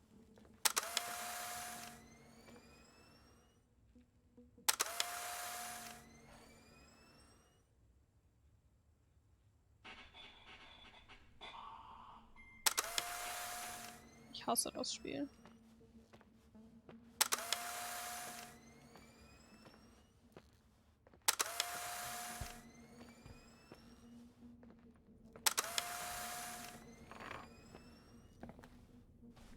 Oh, Jesus.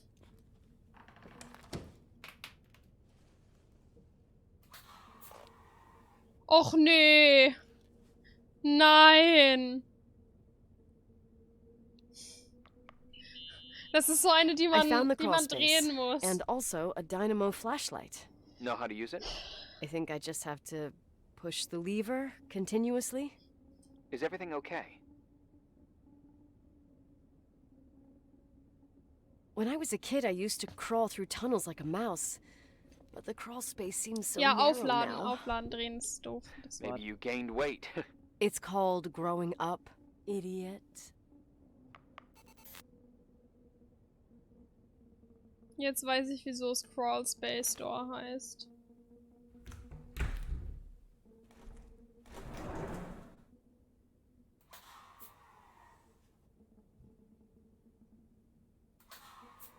Ehrlich jetzt. Ist jetzt nicht wirklich besser als unser Polaroid, glaube ich.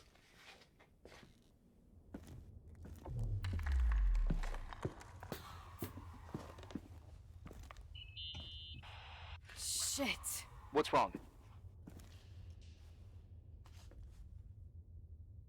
I am totally in the dark. I'd appreciate some help. Okay, stay calm. Can you see the bundle of cables above your head? Anyway, there should be some cables along the... Yeah, I know what a bundle is. Okay, easy does it. All you need to do is follow them and you'll get to the generator room. Don't go any other way, otherwise, who knows where you'll end up. Perfect. I got the flashlight, sorta. I got my breadcrumb trail, more like my cable trail, whatever. I can do it. All right, yeah, easy. Does it?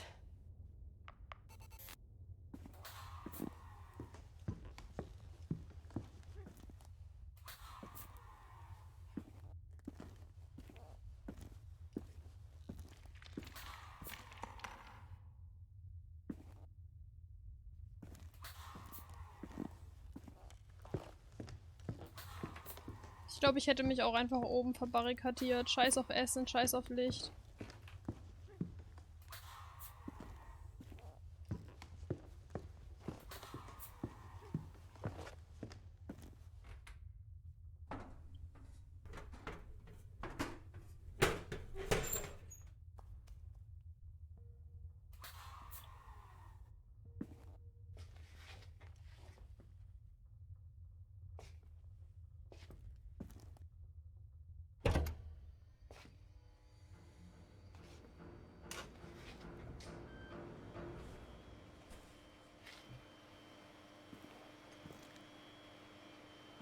What the fuck?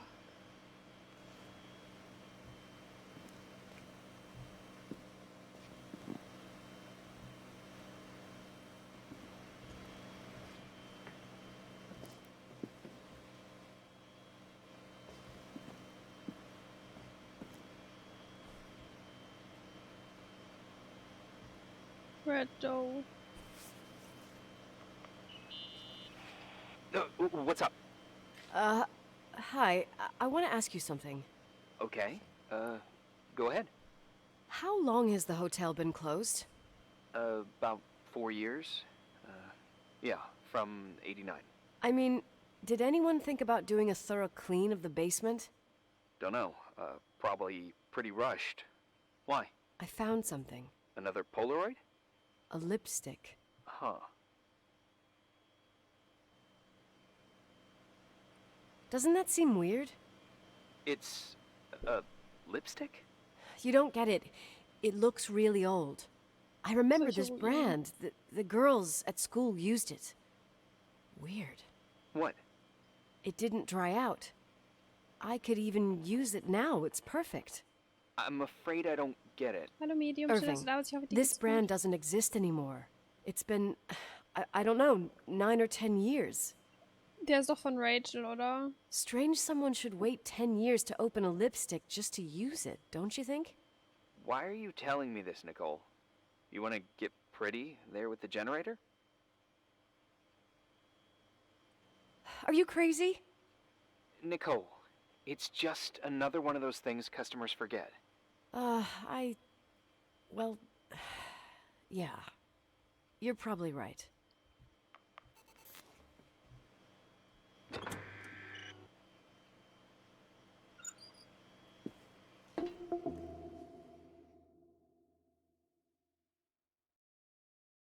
Wir schaffen halt an einem Tag echt nicht viel, ne? Wir haben jetzt an einem Tag, ist das Einzige, was wir getan haben, den Generator angemacht.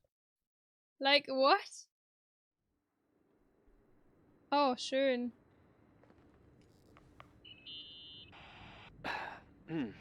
Das soll ja so, wenn das Horror ist, dann soll das You so. awake?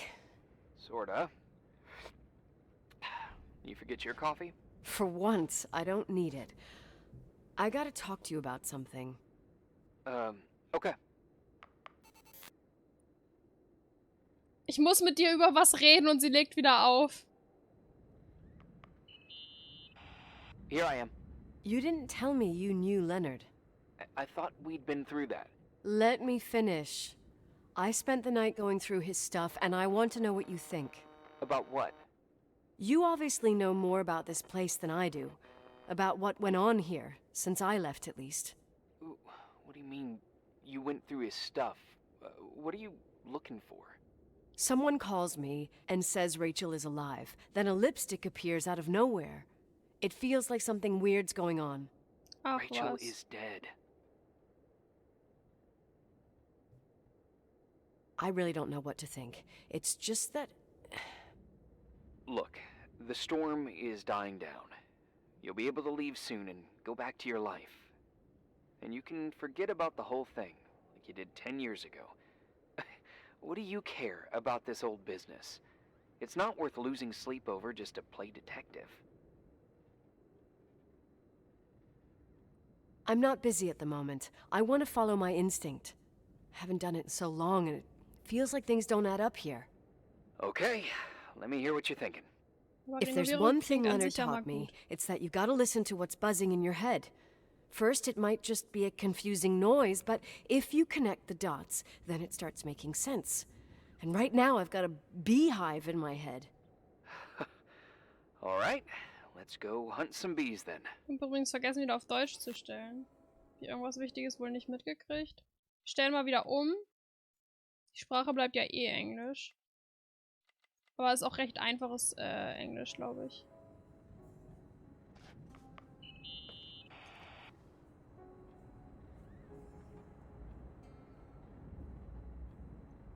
I found a copy of the local paper, dated December 29th, 1981, the day that the body was discovered. According to the forensics report, Rachel had been dead for days. She was 9 weeks pregnant. Yeah, that was the official version.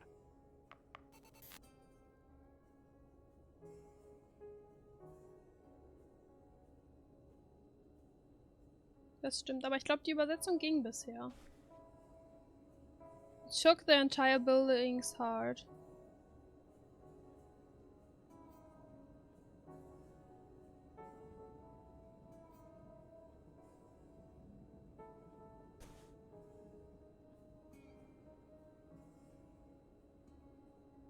Über den Abschiedsbrief?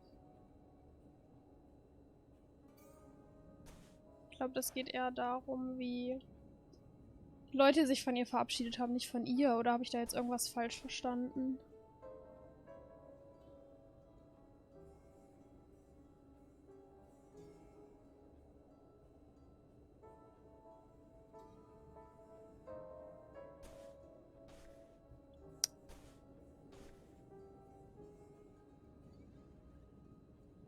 It's suicide. We have her last words.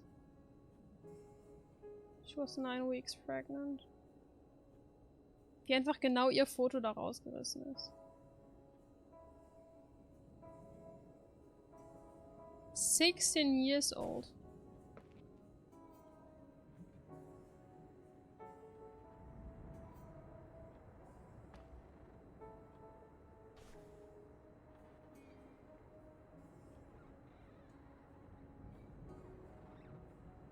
Strangest gossip of the month. After 10 years, Glenda Ferguson, I saw Rachel in the Timberline Hotel.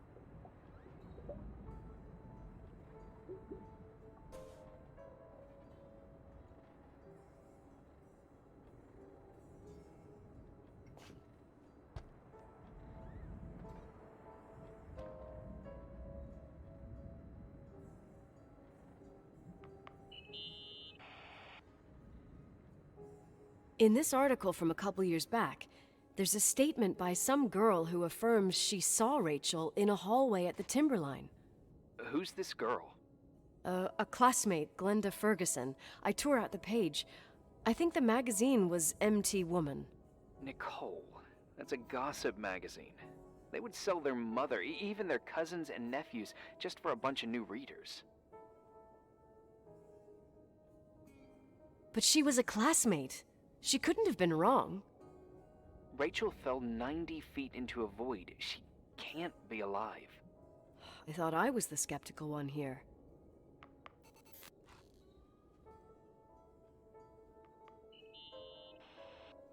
So, listen to this. Graphologists doubt the authenticity of the suicide note left by the girl. Who said that? An investigative journalist. The article came out a year after her death. You think it's a setup? Perhaps. Okay, I'll hear you out.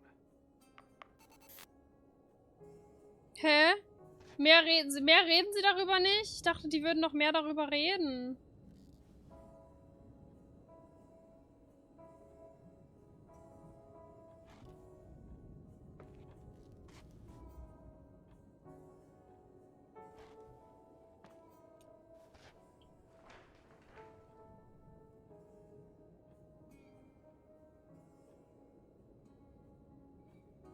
Irgendwie haben wir ein Kommunikationsproblem.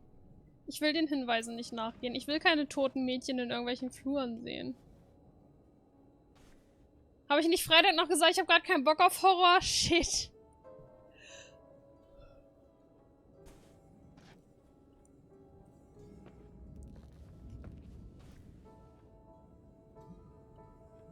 In a corridor at the first floor.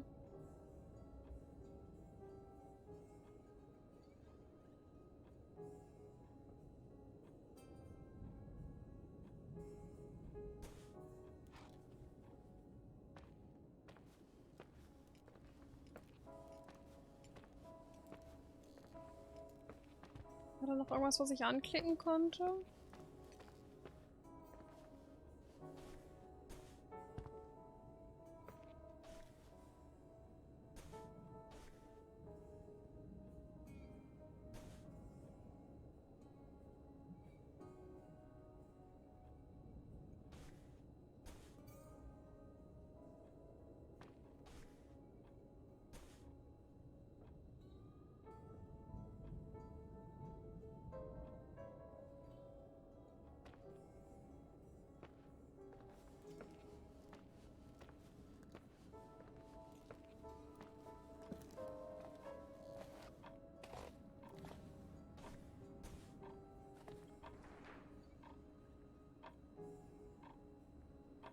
Wahrscheinlich vor circa einem Jahr. Es ist ungefähr ein Jahr alt, das Spiel.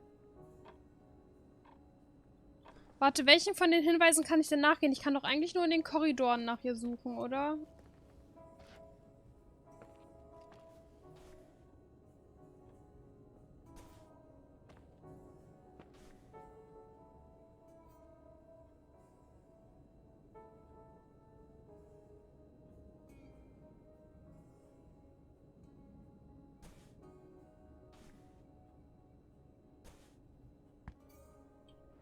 Unsere Checkliste sagt, irgendetwas an Rachels Geschichte stimmt nicht. Ich muss den Hinweisen in Leonards Zimmer nachgehen und es herausfinden. Nicht sehr hilfreich.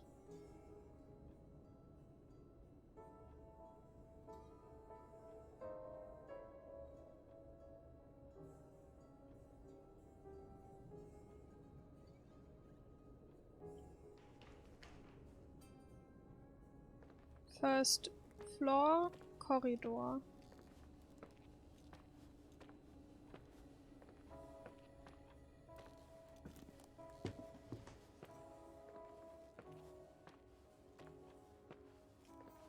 Nachdem ich jetzt weiß, dass es hier spukt, macht es auch nicht wirklich besser, dass wir wieder Licht haben, um ehrlich zu sein.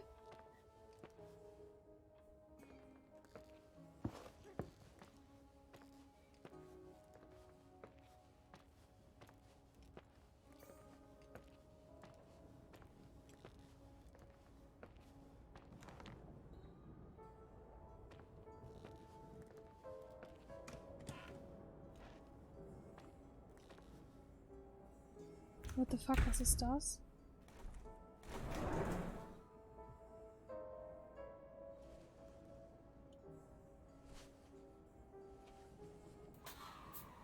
What the fuck?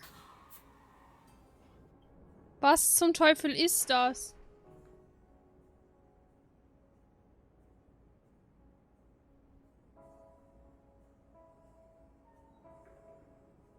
Die ist nicht eingezeichnet.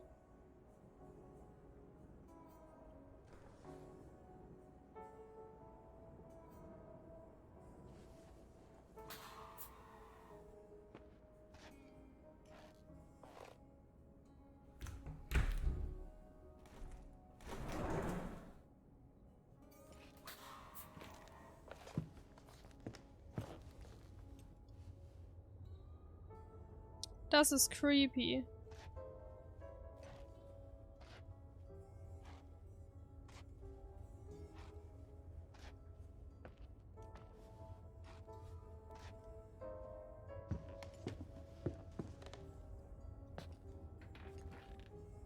Das wäre ja langweilig.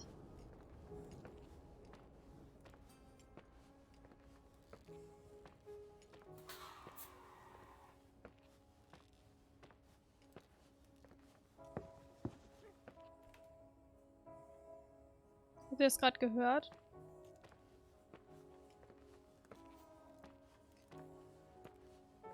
Das Gleichland.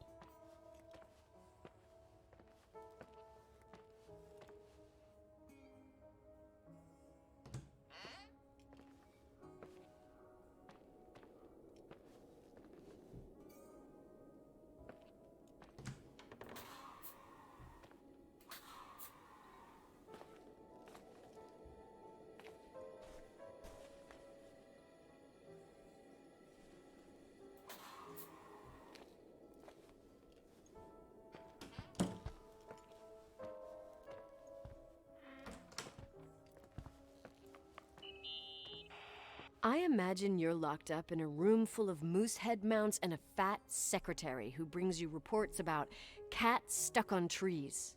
Let me guess. Mindy? Wendy. No way! Her name is Wendy. She's not a fitness freak, and she's my boss.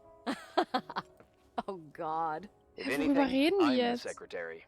I bet she works you to the bone. Plus, she's a wildlife freak.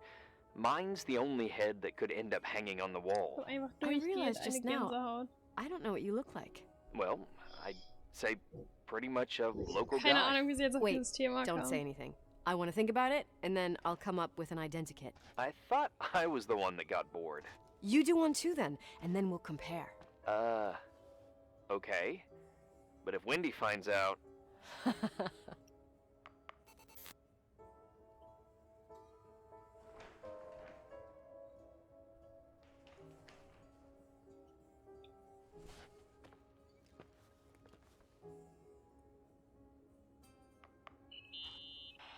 I can still hear that guy telling me Rachel's alive. If he calls back, go into special protocol mode.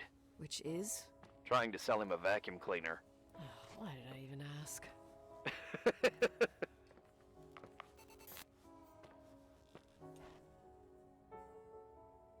Jetzt, nachdem ich hier weiß, dass es hier einfach nur creepy ist, finde ich ihn ganz sympathisch.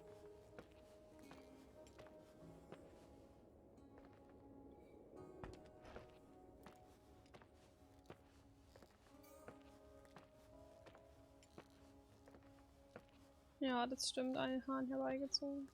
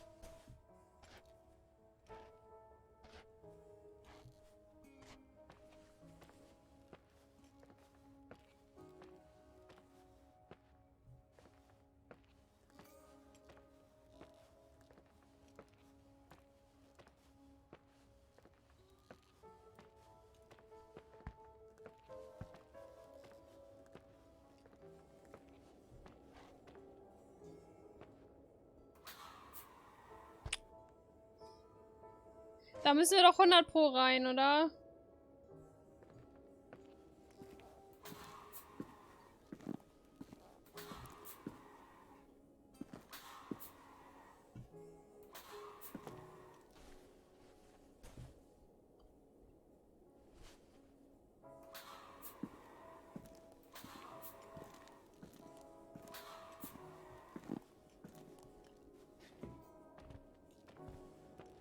Was ist das für eine Tür? Es müsste die zum Museum sein.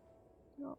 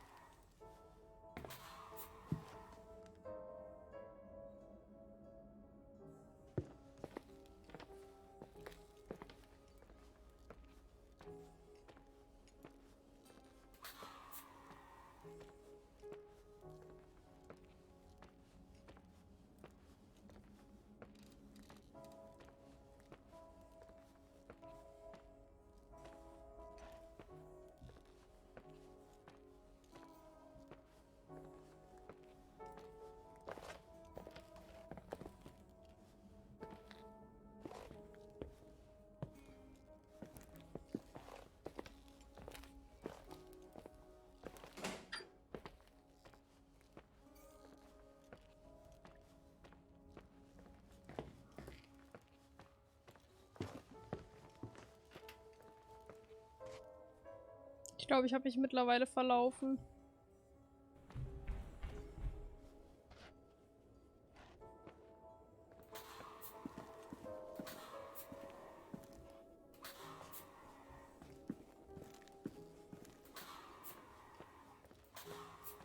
Ich habe die Steps gerade.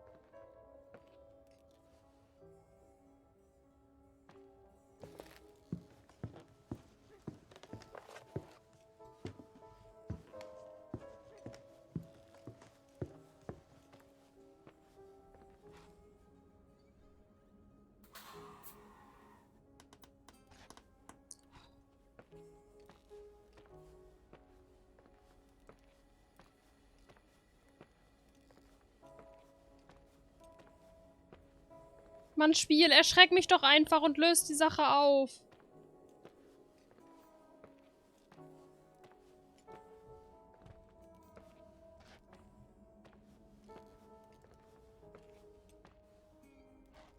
Dieses dauerhafte Angespanntsein ist viel schlimmer.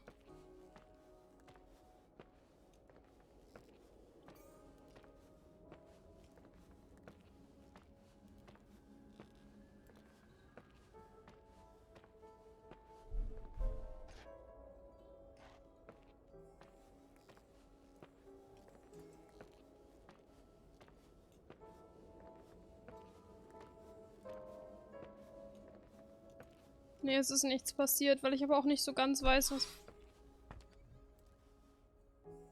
Stop it!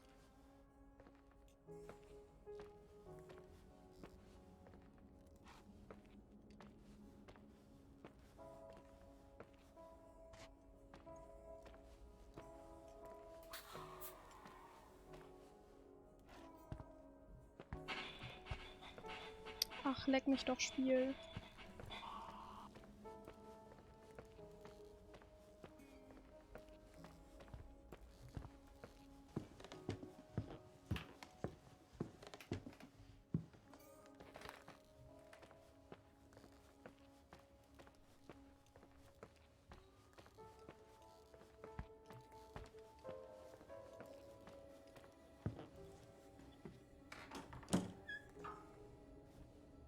Ich habe auch das Gefühl, dass wir vielleicht irgendwas übersehen haben, ja.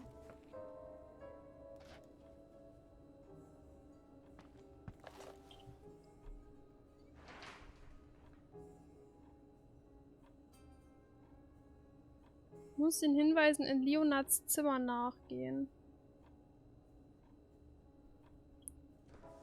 I don't understand it.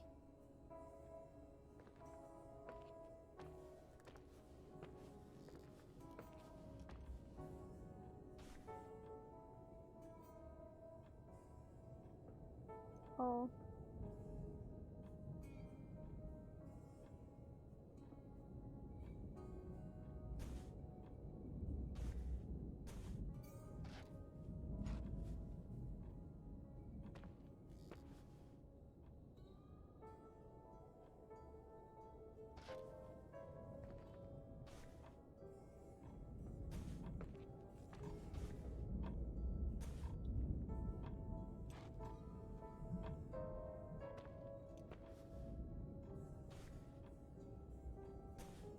Er hat Drohungen gekriegt.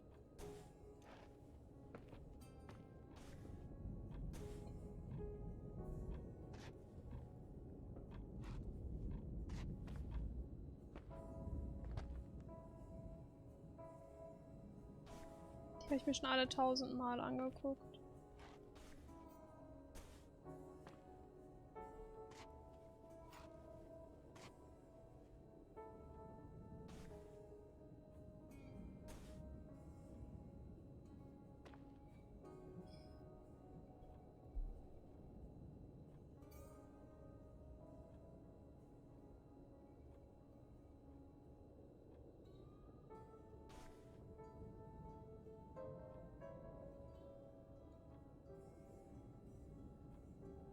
Ich habe halt einfach bei der schön aufgehängten Wand nicht nach unten geguckt.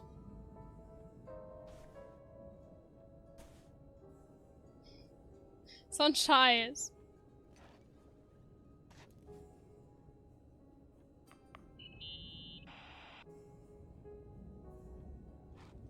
You know, I can't stop thinking about Rachel's father. Reverend Foster. He was a very strict man. Harsh. Even for pastor standards. Nichts, He and Leonard spent hours debating the nature of reality, the universe, and God. Well, opposites often attract. Do you ever see him? Rarely. He gives a service once in a while. Priests always made me nervous. Them and their invisible boss. His daughter's death destroyed his ego. His faith made him even more cynical and lonely than he already was. I can remember him demanding total perfection from Rachel. That was insane. You don't think he could have harmed his daughter? Hey, no. But even Reverend Foster is a player we shouldn't underestimate in this story. Just saying. Wenn wusste, dass seine Tochter schwanger war mit 16. fand er das mit Sicherheit nicht lustig.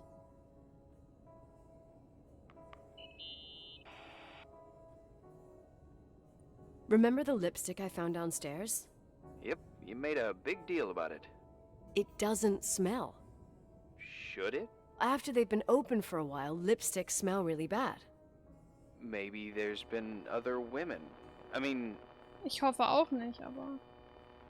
From what I gather, Leonard was a sort of recluse. And don't forget, the lipstick is really old. Could the cold have preserved it? Possibly. Anything else? Ja, ja, keine Geister. Die Kälte hat ihn, sonst dürfen wir ihn hauen. Hey, I found a book in Leonard's things. Ich habe das Gefühl, es war Leonard selber. But it's got notes written in it. Did your father write them? What do they say? Dates, notes, thoughts. Listen to this. Today I saw Rachel. Or Rachel is sad. Or Rachel says she feels alone. He kept a diary about her. But the book was printed 8 years after Rachel's death. Do you mean it's like he was talking with Rachel after she died? As if he saw her. Well, I mean, there must be an explanation. Of course, there's an What? explanation for everything, and we've got to find it. Okay, I'd say that's enough. Yeah, that's enough for tonight. Today, or what the hell time is it? You think there's a lot to dig up in this old story?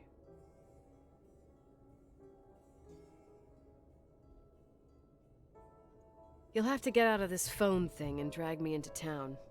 You don't need my approval. Good job. You're getting the hang of it. Schon But okay. sometimes it's better to leave the skeletons in the closet. Once they come out, you never know what they'll have to say. It's a risk I already considered. I can handle it. Hard-headed like your father. Ich habe gerade rausgefunden, dass das Trust me. Spukt reicht für At heute. least Gute on Nacht. this one thing. Go to bed. You need it.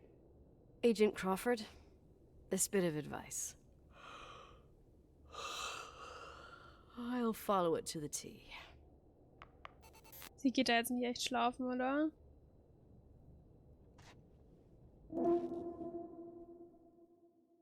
Ist sie wirklich tot? Nein, die ist hundertprozentig nicht tot. Also sie ist untot. Also sie ist ein Geist, glaube ich. Es spukt, okay, tschüss und brennt das Haus nieder. Oh, wow. What? Hey, cutie pie. How are you? Daddy? Oh, Gänsehaut, Daddy, is that you? Jesus. Where are you? I can't see you. You came back in the end. It's like the inescapability of a celestial body's revolution. We can't help but follow certain stars' brightness, even if those stars have died millions of years ago.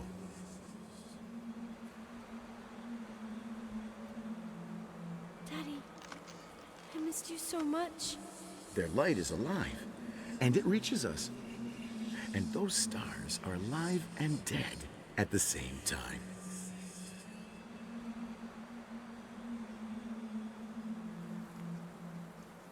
Ja, das dachte ich mir auch. What are you trying Ist to der say? Telefonmann unser Vater? Ist I der don't auch understand. untot? I can't see you, Daddy.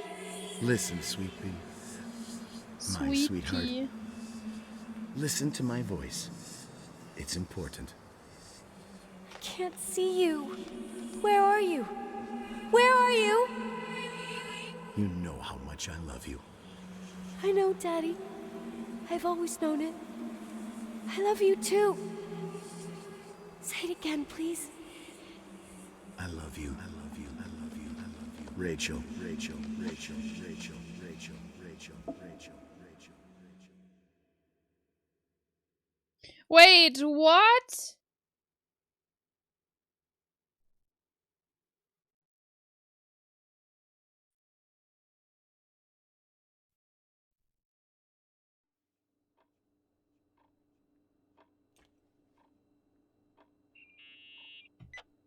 Morning. Am I interrupting? I was eating. Steak and potatoes, cheesecake, strawberry shake, and a frothy cappuccino, Italian style. So the usual frozen beans. Sharp as a tack, as always, Agent. I did find something. Some tapes that were found in the main office. 5 Sterne für In Stütze truth, gegessen. I shouldn't even have taken them. Oh, so what'd you find, Billy the Kid? Well, I don't think it's anything useful. Wait, where did I put them? What? The pliers, so I can pry the words out of your mouth. Oh, sure. Okay. It's VHS of the behind the scenes of a TV broadcast, but it's all bullshit just to attract an audience. Trust me Jesus, you can be really long-winded. Yeah, you're right. Sorry. They're tapes about haunted hotels, weird and mysterious stories. Toll. Stuff kids Super. like, with these guys who call themselves ghost hunters. Ghost hunters? Did they hear about the old farting ghost? I'm not sure, but they went on a tour of old Ja, das buildings in the stimmt, county, sagt Vera. and they stopped by the timberline too. Whatever, let me hear it. Okay, but I'm warning you, it's kind of, well, listen for yourself. Okay, the lights look good. How about the headphones? Don't know, there's like a buzzing noise. Listen. Yeah, true. Well, the German ones were better. We are about to enter a nightmare hotel. A place full of deceit and secrecy where terrible lies were played out. Nah, I don't like that. I'll do it again later. Oh, the room with the fireplace isn't bad. Okay. Spare me the kitchen. I wouldn't know what the hell to say.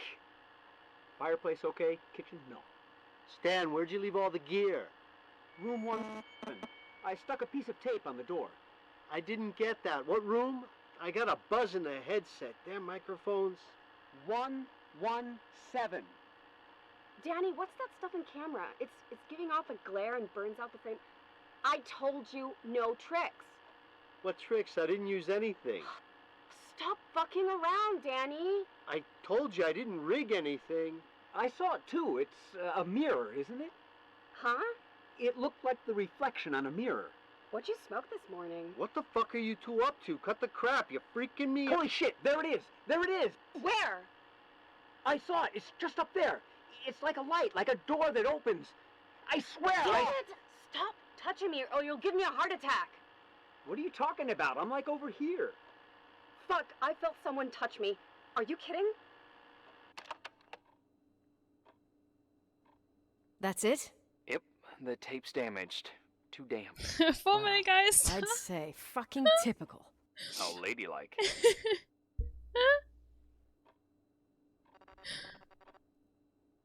What happened in the end with the TV show? Never aired. Some say they ran off, ditching everything there. Yeah, but they mention a room on the tape. I'd like to take a look. 117. It's, Die spinnt doch. 117, I think. Die spinnt doch. 117, yeah. Same floor as my apartment. Ja, hey, in dem Video haben die gesagt, dass es in dem Einzimmer spukt. Lasst uns da doch mal hingehen. Jeder normale Mensch. Absolut definitiv nicht.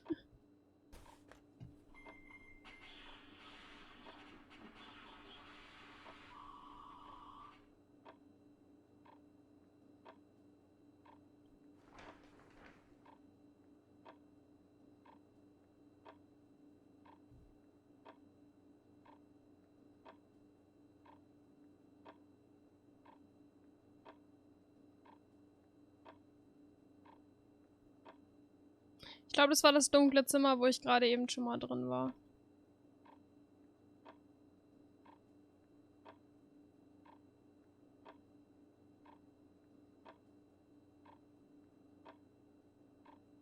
Horror ist der Inbegriff von unnatürlichen Verhaltensweisen, die nie jemand zeigen würden in Normalfällen.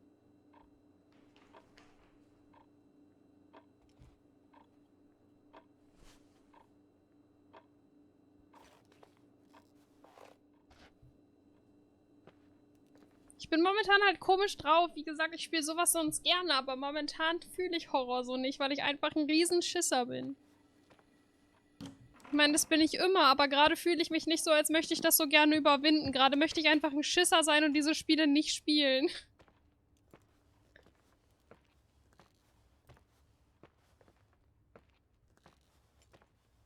Ich habe solche Sachen früher total gerne gespielt, weil ich so diesen Nervenkitzel total gefühlt habe, aber gerade ich fühle das einfach nicht. Wie gesagt, deswegen mache ich gerade ein bisschen einen Bogen um Horror-Games. Ich habe es bei Phasmophobia auch wieder gemerkt. Eigentlich spiele ich sowas ab und zu gerne, also... Nein, ich habe angefangen. Jetzt will ich das auch durchspielen, aber... Ich hätte mich momentan nicht unbedingt bewusst für ein Horror-Game entschieden. Hey, I found the room. but Someone barricaded it with an L bracket. do what they do in movies. Bust through the door with your shoulder. Real funny.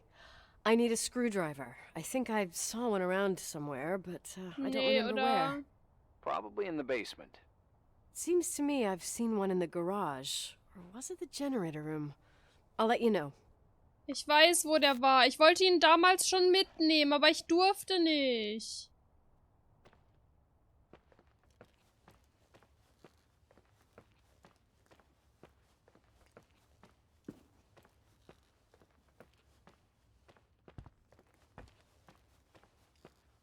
Ja, da wo ich den Lippenstift gefunden habe.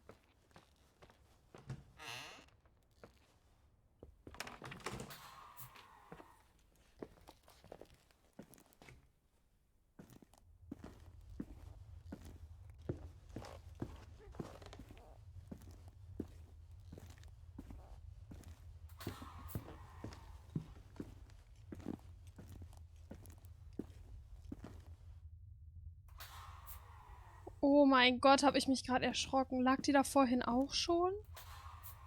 Habe ich die einfach vorher nicht gesehen? Hey, Mir hat viel found zu the screwdriver? schreckhaft. No. I keep thinking about those guys, the ghost hunters. You sure it was an act? It sounded so natural. Awesome actors, I'll give them that.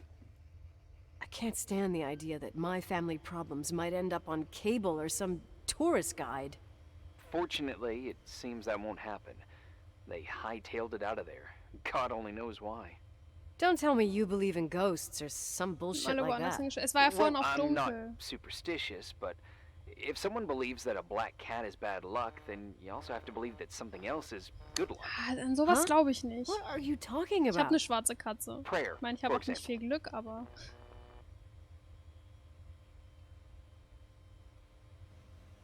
For me, a black cat crossing the road just means he's on his way somewhere. Is that your line? Maybe, no, I don't know. But that's the idea. Screwdriver. I'm out of here.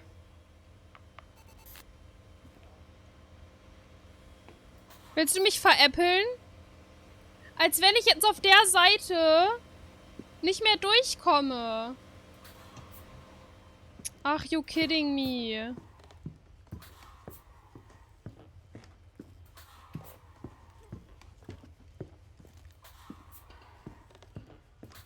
Ja, hör auf mit den Geräuschen. Lass mich damit in Ruhe, Spiel.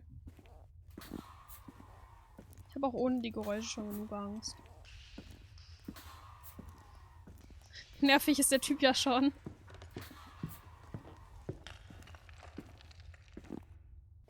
Shit, von wo kam ich? Scheiße.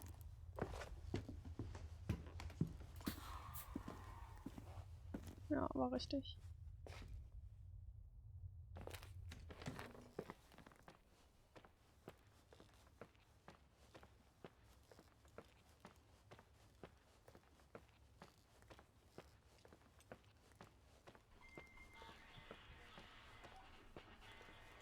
Ja, du mich auch, Geist.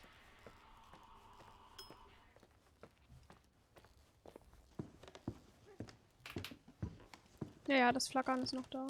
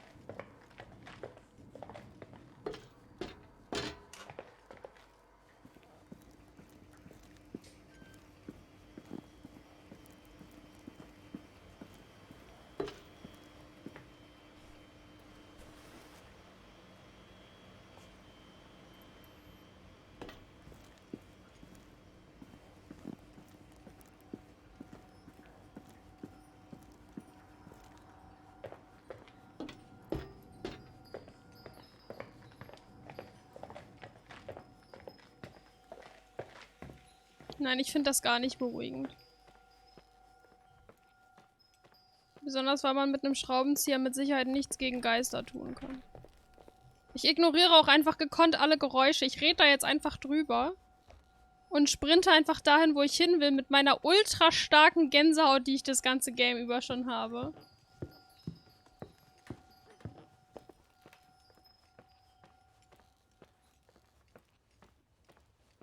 Ich glaube nicht, dass man Löcher an Geister pieksen kann. La la la la la.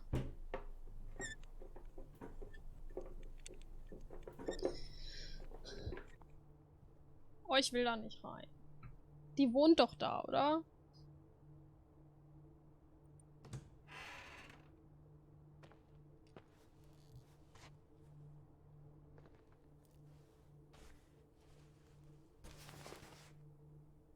Och nö, ich möchte keine Geister. Nein. Ich krieg jetzt einfach Geisterjäger-Ausrüstung. How much do you know about those TV shows? The ones about haunted houses? I know they're popular. A lot of tourism revolves around them. Did the whole Rachel story really bring them here? Everyone in town knew about her suicide. Had a bit of gossip. Ugh, so sad to see the place you grew up in go downhill. I know. I'm so sorry. Believe me.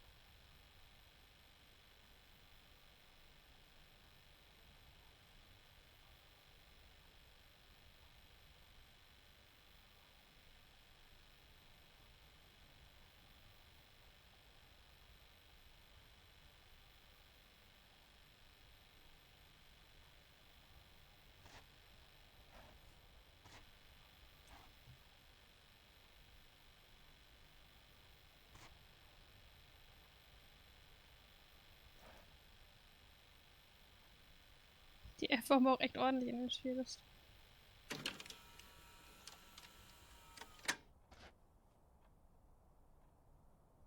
Können wir bitte wieder mit unserem Freund reden?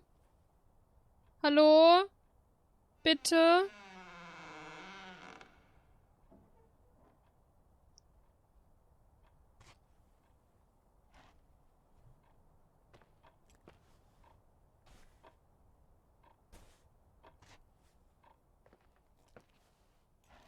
Hallo Rachel? Ich bin auf deiner Seite.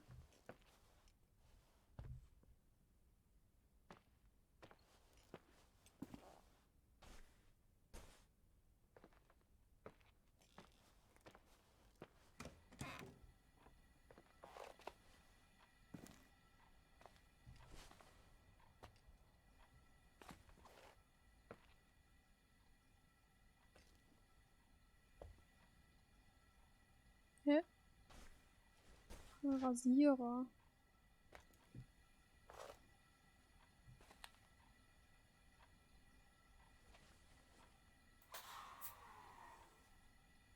Ich soll sicher dieses blöde Mikrofon benutzen, oder?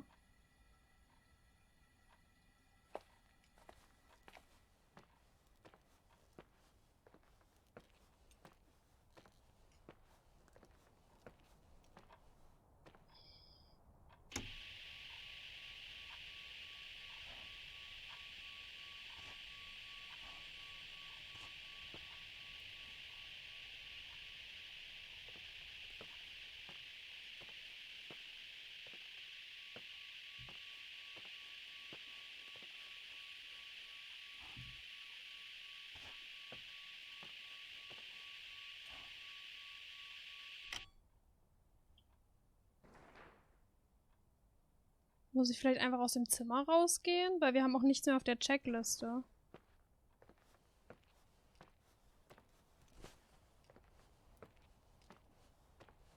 Hey! Oh, dieser Typ. For fuck's sake, Irving! Oh, what did I do? He gave me a heart attack. Sorry. I'll warn you with a carrier pigeon next time. What? I'm just curious to know what you found in that room. Well, you should be. You're never gonna believe it. What? Oh, diese Schnitte immer, ne? Diese Schnitte zum nächsten Tag.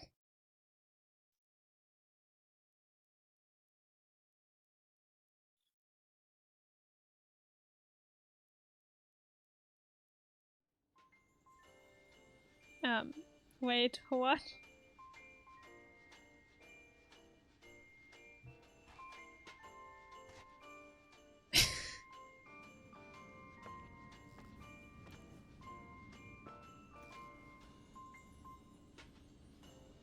Here I am.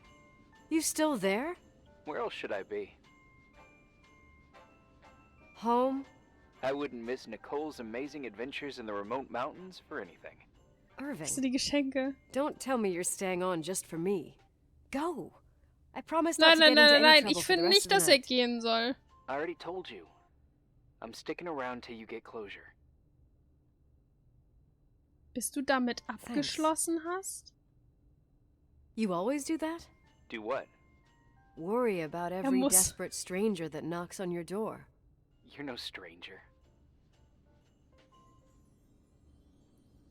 Wait, what? But I don't get it. You've been a part of this place since you were born. You belong here. Well, Er I verschweigt thought uns I left irgendwas. Der all kennt uns. this behind. Maybe I still have a ways to go. To be free? You're making progress. 2 days ago, you would have skinned me alive if I'd called you a country bumpkin.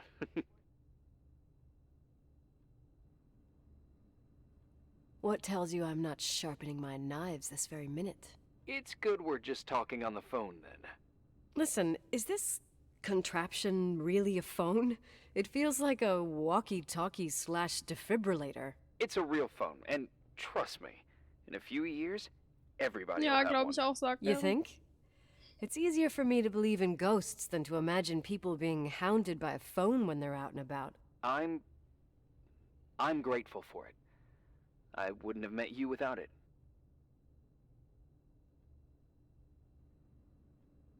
Irving, are you hitting on me by any chance? No. What are you... I mean, it's just... Relax. I was kidding. I can never tell when you're kidding. Yeah. Er wirkt wie ein It's one of my Stalker. fascinating virtues. Same. Oh, hold on a sec. Don't go anywhere, okay? Huh? Oh, okay. You have a good night too, Miss Flattery. Merry Christmas. Good night, hon. Here I am. To be honest, I never thought I'd spend Christmas like this.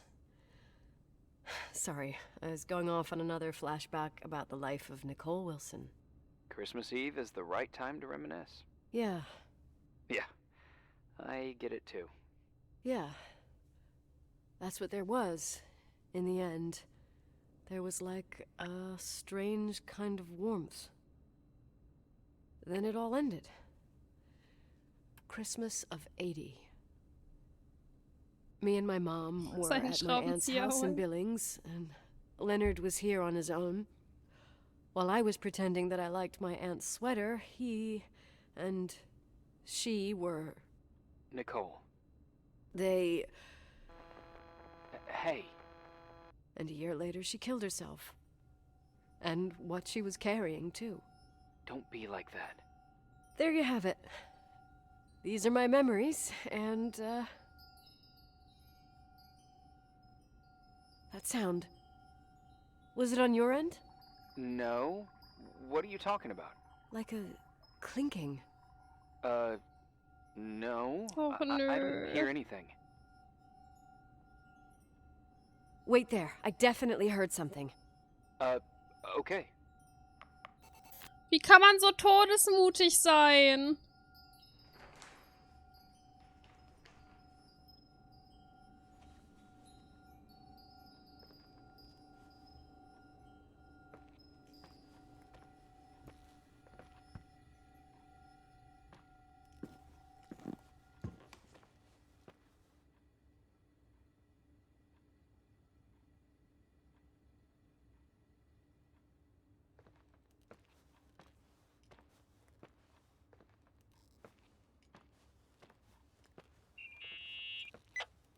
Yeah. I was thinking about earlier when I said I was happy to have met you. Uh-huh. I was trying to figure out how to tell you. I feel real close to you, Nikki. God, I hear myself talk. I sound like an idiot. Irving, I don't know what you're trying to say, but right now, I'm dealing with something else. I want to be there to help you. I'm just a useless voice on the mic. Believe me, right now, I would also like a little bit more presence. You know, people get close in lots of ways. Please, shh, a sec. I'm trying to listen to this noise. All right, I get that I might be overdoing it. Sorry, I'm a klutz, and sometimes it's... Irving, please, shut up. Oh, mein Herz gerade. Thanks. Listen, we'll get back to this, but let me figure this out. Where is this sound coming from? I don't hear anything. Anyway, later.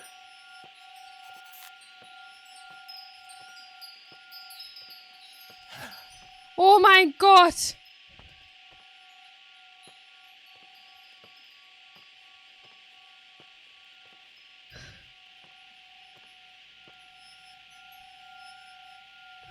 Just stop it.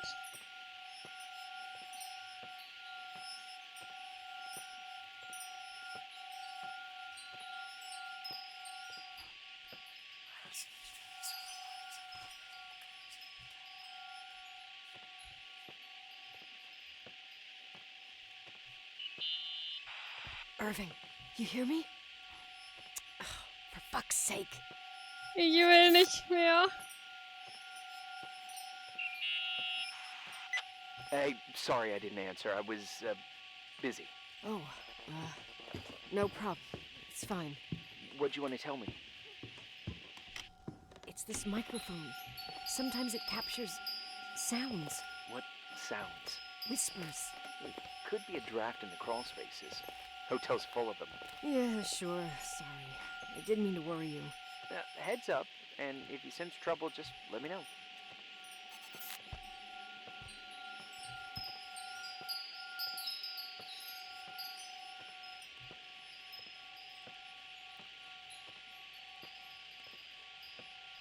Ja, hier wird's leiser.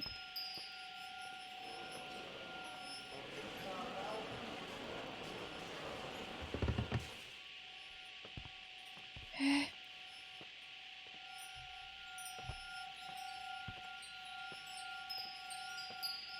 Leute, wie war euer Wochenende so?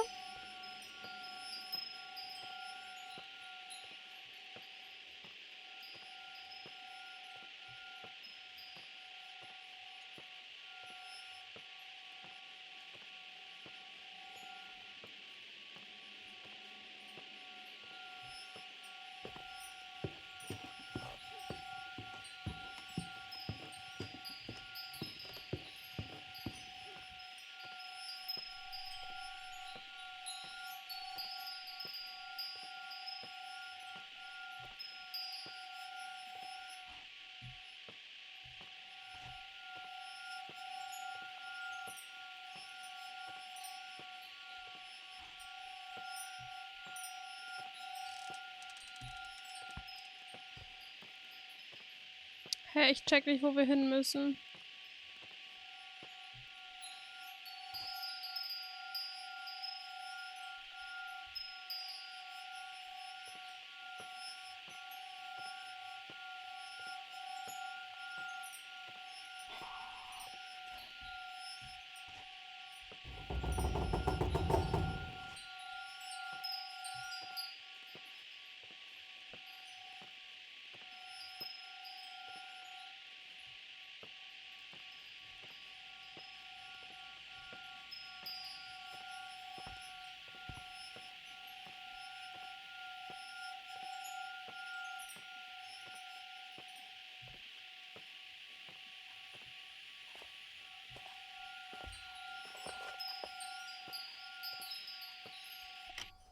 Ich muss einmal auf die Map gucken.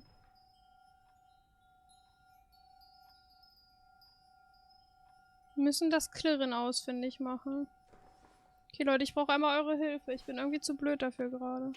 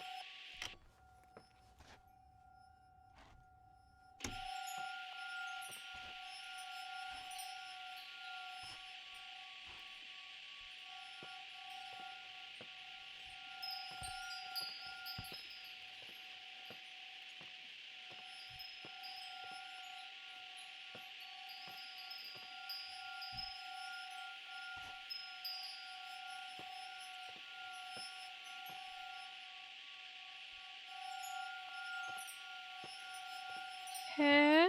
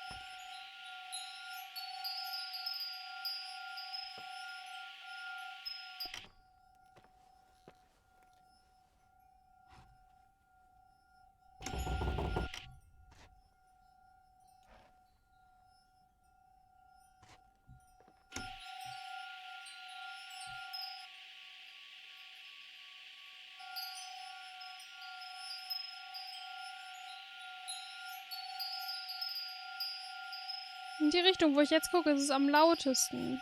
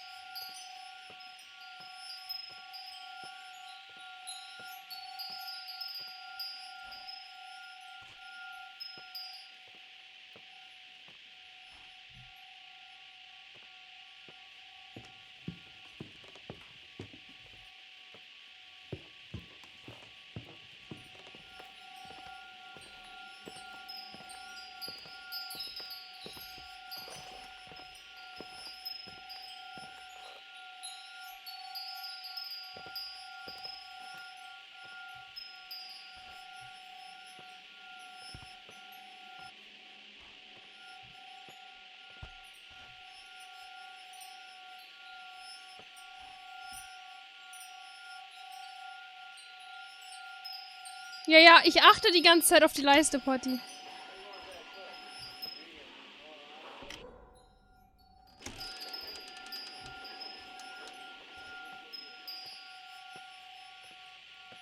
Na, dann ist das auf alle Fälle im ersten Stock, aber...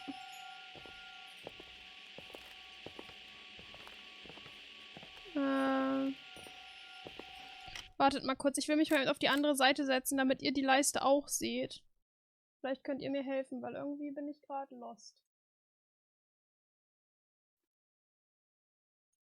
So.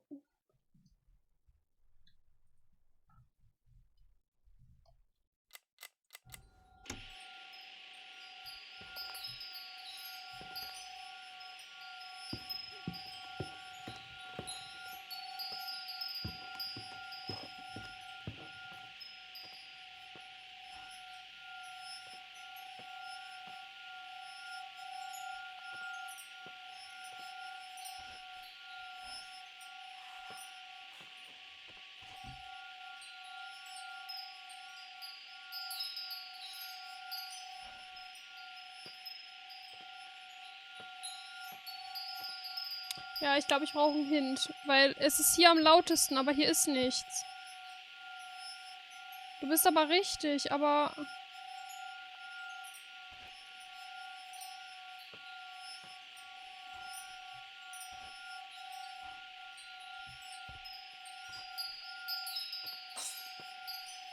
Oh mein Gott, hat bei mir gerade eine Katze genießt oder war das im Spiel?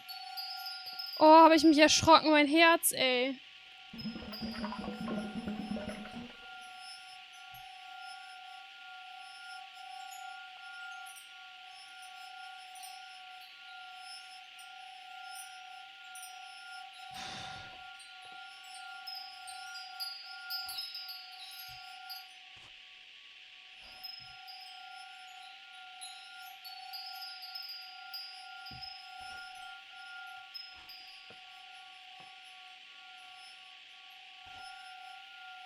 Muss ich eine Etage runter?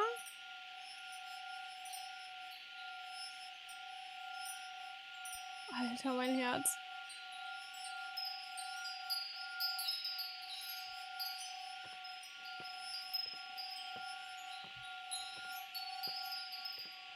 Okay, danke schön.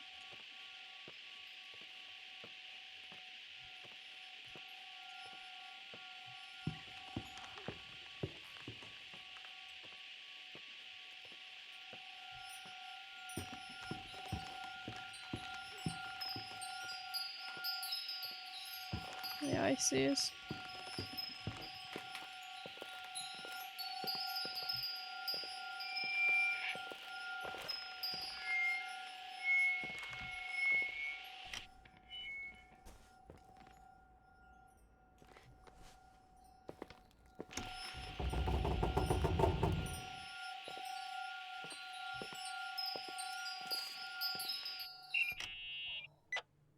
Found anything? I can't hear that sound anymore. It's easy to freak out when you're on your own up there. Ha, witzig. Maybe it's not me. It's this hotel. I didn't hear you. You know, for a second it was nice to imagine that the past could come back like that. We always had a party on December 23rd. Maybe you heard about it? It's pretty well known in the county. Sounds amazing. You should have seen the ballroom back then. I can almost picture it. The last time Rachel's family was there, Reverend Foster wasn't as sullen as usual. And your parents? My mother had eyes only for Leonard. And I saw he wouldn't stop staring at that girl. Rachel. She talked and moved with the grace and confidence of an adult. She wore a dress with a bow on her back. Keine Ahnung, weiß ich She was nicht. Wir so kannten sie, beautiful. aber... Perfect. Fuck. It was the beginning of the end and we were breaking out the champagne. Nikki. Sorry, I'm becoming a freaking nostalgic up here. Well, I can't hear that sound anymore. It's gone. I'm gonna look around again and then I'm going to bed. Be careful.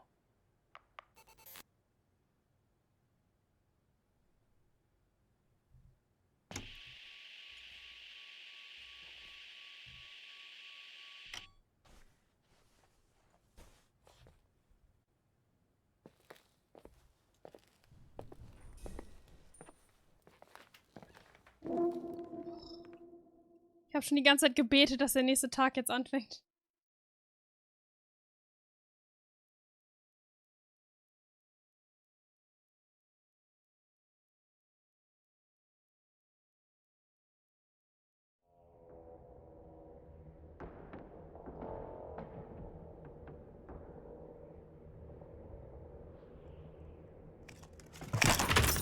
What the fuck? Wie sind wir denn jetzt in die Kirche gekommen?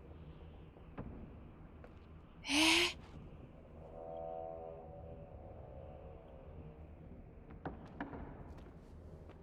Wir haben auch unsere Taschenlampe nicht.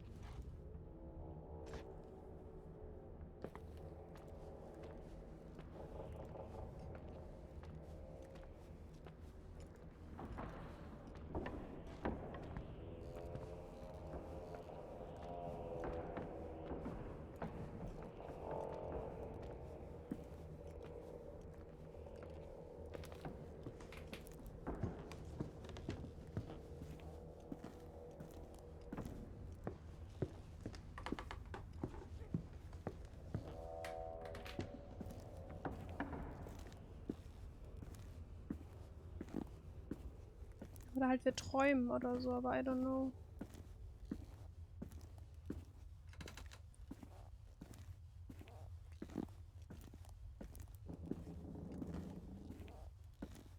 Ja, die ganzen Kosenamen von ihm finde ich auch richtig merkwürdig.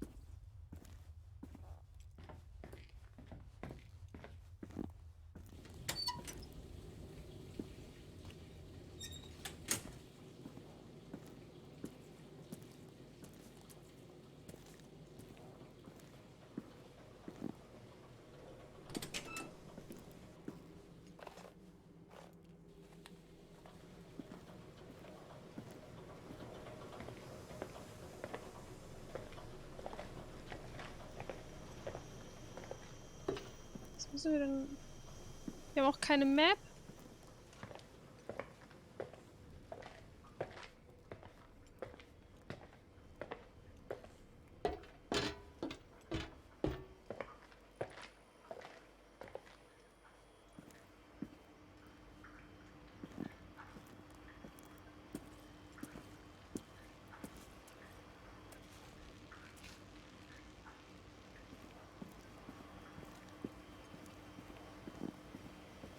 Ja, halt so ein bisschen wie so ein Stalker, finde ich.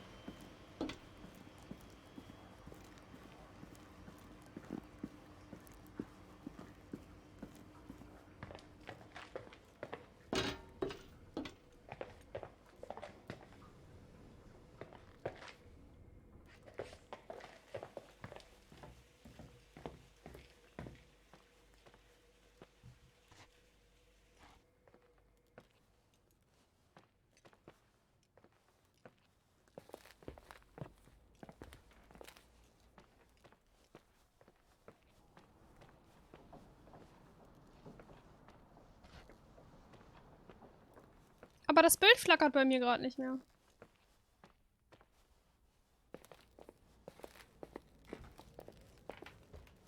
Oh doch, tut's noch. Ist bloß weiter nach oben gewandert.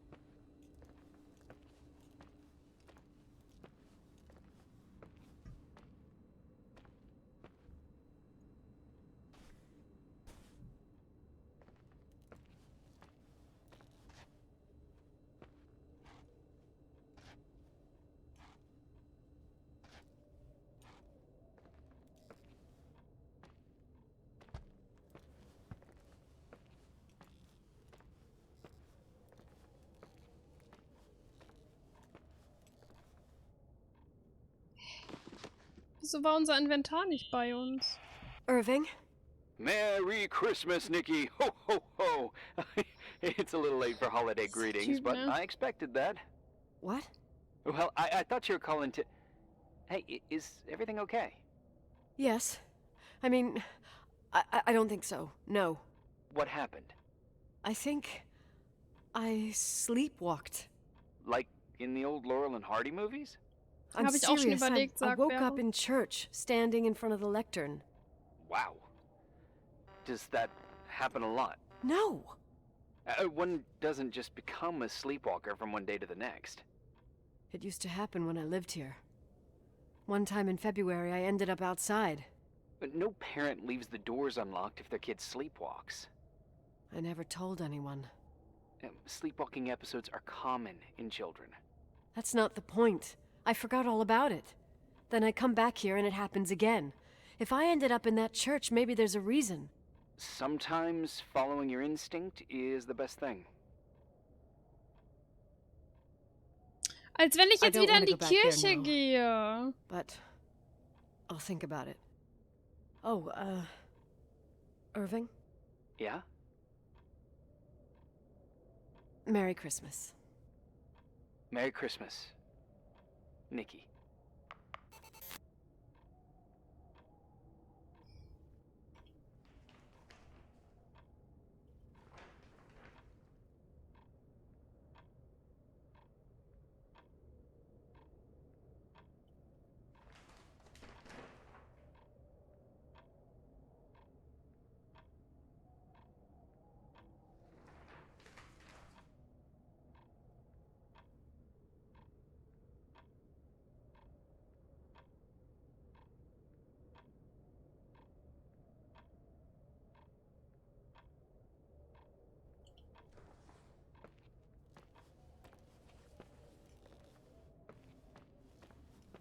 Und wir rennen.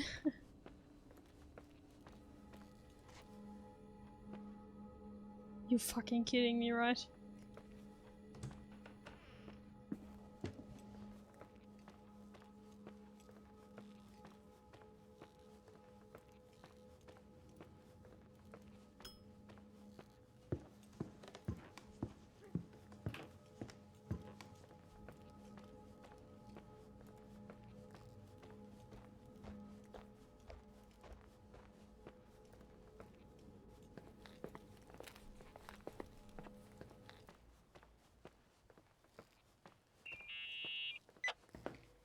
Hi.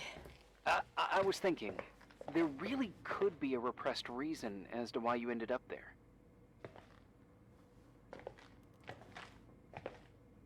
So you're excluding the idea that I received our Lord's calling in the dream? I never thought about that. Sister Nicole doesn't sound bad at all, though. Oh, fuck off. Hey, language, Sister Nicole. All right, all right. So, if I think about the church, I think about my mother. Das war falsch. She often helped Reverend Foster. She decorated for holidays, did fundraising, and put up booths to involve the whole community in parish activities, you know, that kind of stuff. I know what you mean. I think she found gratification in doing that, something she didn't get elsewhere, including the hotel. When we moved to Portland, she quit. Fundraising? God. I gather you didn't exactly have a high opinion of your mother when you were a kid. Well, she was really busy with the hotel. I was always running after Leonard. He was much more fun than she was, no doubt about it. He was a philosopher capable of calculating the motion of celestial bodies while taking apart and refitting a motorcycle in less than half an hour. What about her? In the same half hour, she could have audited a business balance sheet. There you go. Ah, a businesswoman. No. What I understood later, living in such proximity to her, is that Mom loved feeling needed. A religious community like ours makes you feel needed, without a doubt. I suppose.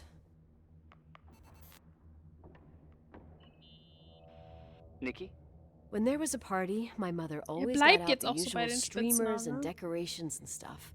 She raced in and out of the church, but I never discovered where she kept all those things. Never asked? Oh, a million times. She didn't want to answer. She said they were in a safe place. A real mystery. What kind of decorations could they have possibly been? Nothing explosive. It's just that I had the bad habit of sneaking all over the place and forgetting what time it was.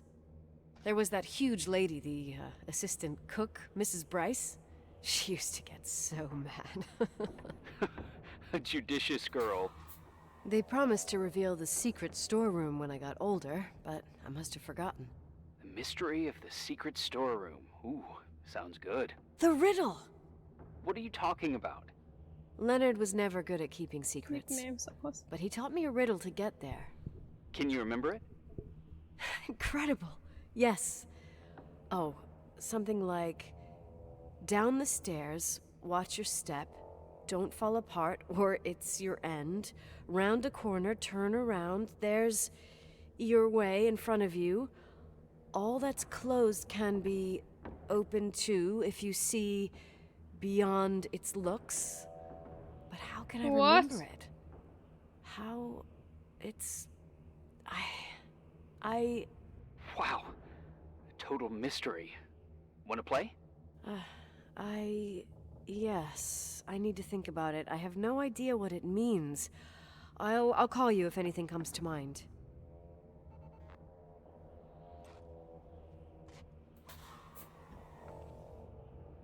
Benutzen? You want to play the organ in a church in the middle of the night. Really? Hey, what are you doing there? Dunno. What? I think you stayed on the line. Didn't notice. I'm a Phantom of the Opera fan. It's been years since anyone played it. My mother's heart would break to see it like this. She adored it. You should take it with you. To play it. In Portland. You're better off listening to a cat in heat than my scales. Well, you can always pick it up again. Even if I don't think it's crucial. I mean, playing the organ. Yeah, right. Tell that to my mom. Essential part of a woman's education, I must admit. Oh, poor Mom. She had a daughter that would rather dig for gold at Hunter's Gulch till the cows came home. I can totally picture you. Uh-huh. Then there was Rachel, who reminded me how useless I was in music. Look how good Rachel is. Look how she puts her mind to it. She doesn't know how to read, but she's got a real ear for it. While I was considered the illiterate artist in the house. If Rachel had been around, she would have improvised Beethoven's Ninth. Was she so perfect? Yes. I'm only just Waren now wir das? realizing how jealous I was. Können wir sie Keep umgebracht haben?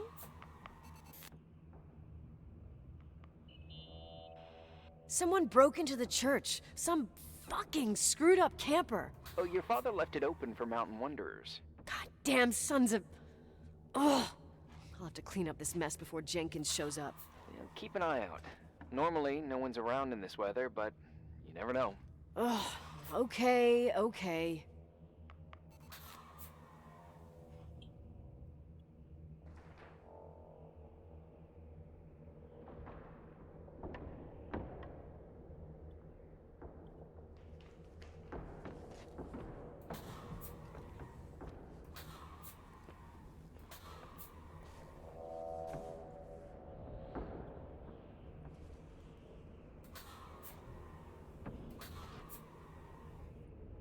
Dass ich immer wieder zur Taschenlampe wechseln muss, wenn ich mir was angeguckt habe, ist ein bisschen nervig.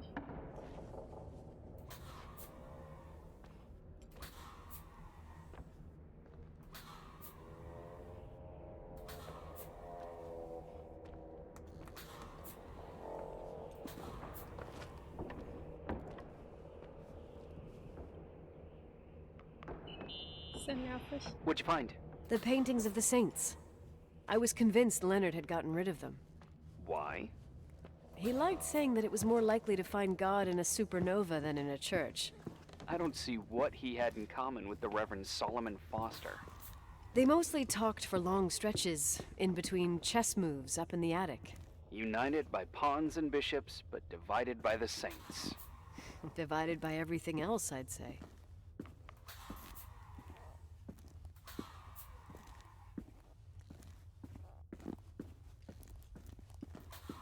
Da hinten, oder?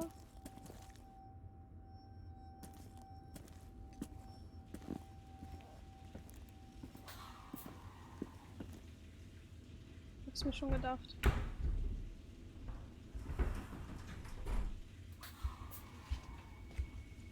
Oh, shit.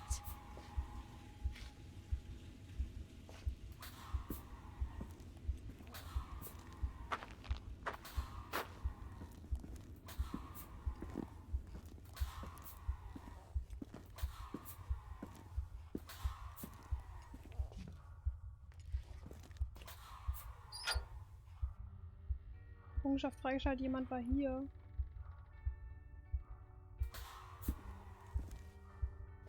What the fuck?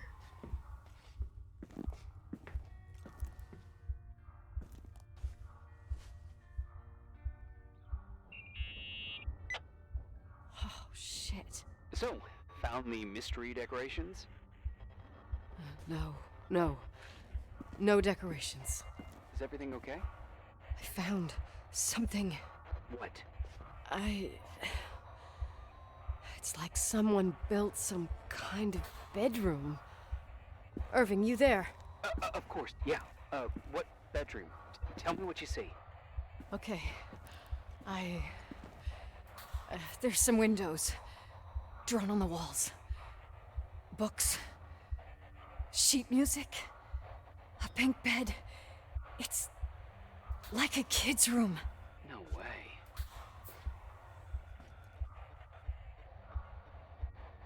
This place doesn't make sense. No one would live down here. Nikki, I think you should get out of there now. Oh, wait. There's gotta be an explanation. Okay, that's it. Now I'm calling the head office in Billings. I'm telling them it's a code red emergency, so they'll have to... Jesus Christ, Irving. What? This is all Rachel's stuff.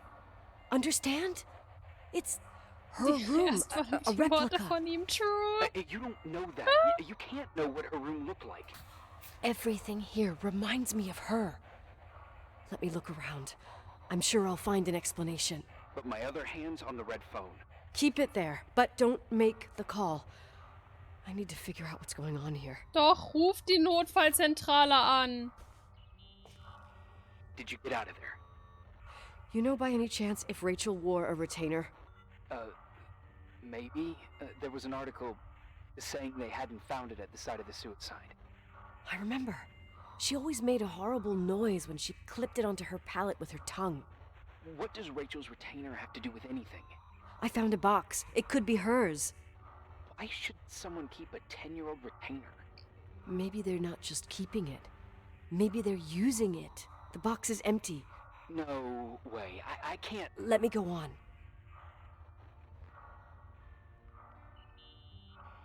Hey, can I make that call now?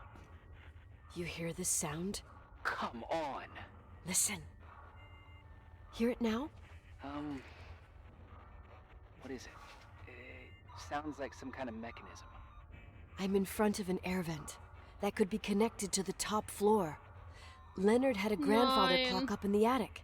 Nein. Hear things from a room that's so far away. Nein, ich will da I nicht used to hoch. lurk in front of vents like this to spy on guests in their rooms. You're trying to tell me something. The attic is where Nein. Leonard gave Rachel speech therapy sessions. No. Maybe you could hear what was going on up there from here.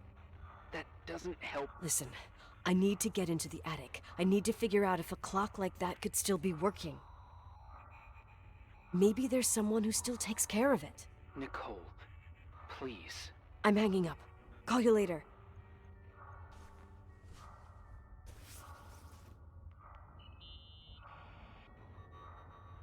Hey, can you hear me? Yes. We have to call someone. You have to get out of there right now. No. I found a key. It's from my old music box. The one in Leonard's room. I'm having a hard time following.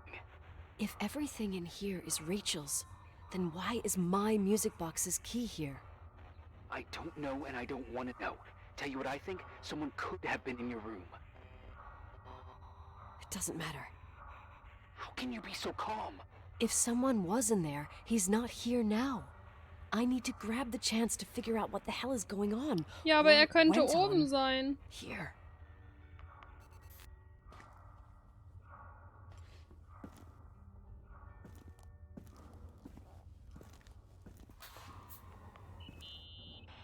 Yes. Nicole, listen. I already know what you're gonna say, but please trust me. Get out of there. Please, you're not helping. You do realize you found the replica of a dead girl's bedroom. This is sick. This is The more things get freaky, bizarre, and painful, the more I need to figure out why all of this... We'll figure it out. With the sheriff. Once you're out of there, into a safe hotel room in town. Please, just... Listen, a bunch of strange things happened since I got here. Think about it. Phone calls on a dead line. Old lipsticks that don't go bad. Leonard's notes where he says he saw a girl that's supposedly been dead for 10 years, and now this! All good reasons to get out of there. We both agree that saving your skin is top priority, right? I've looked over every inch of this place, and there's no one. If it's true, you realize what that means? What? What are you trying to tell me? Your father... He spent years in there, in total solitude. With the weight of his family and Rachel on his conscience. He wasn't the kind of guy to just let the past slide with a shrug. You know that too. You're joking, right? You think he did this? Think about it. That room could be an act of love.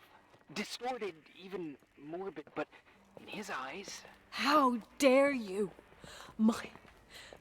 My father might have had a lot of weaknesses, but surely what you're saying...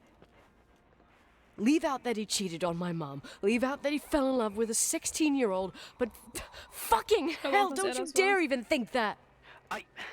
He would never have built a fucking underground shrine for a dead person. Ja, kann ich mir auch vorstellen. Your father had changed in the end. You didn't spend time with him, but I met him, and I'm telling you. No! I don't give a shit about what you have to say. I just want you to know that... If you don't want to help discover the truth, don't call me. Doch, ruf mich an. Bitte.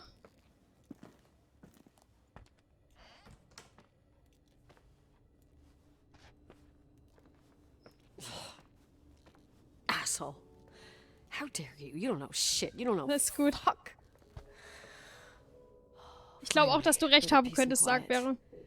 It'll help me clear my head without those incessant phone calls. I'm not a fucking switchboard, for fuck's sake. Okay, let me piece things together. I just found out there's a room dedicated to Rachel Foster in my father's hotel.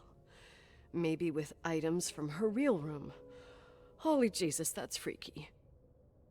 Some people think she didn't commit suicide, and some even think she's still alive.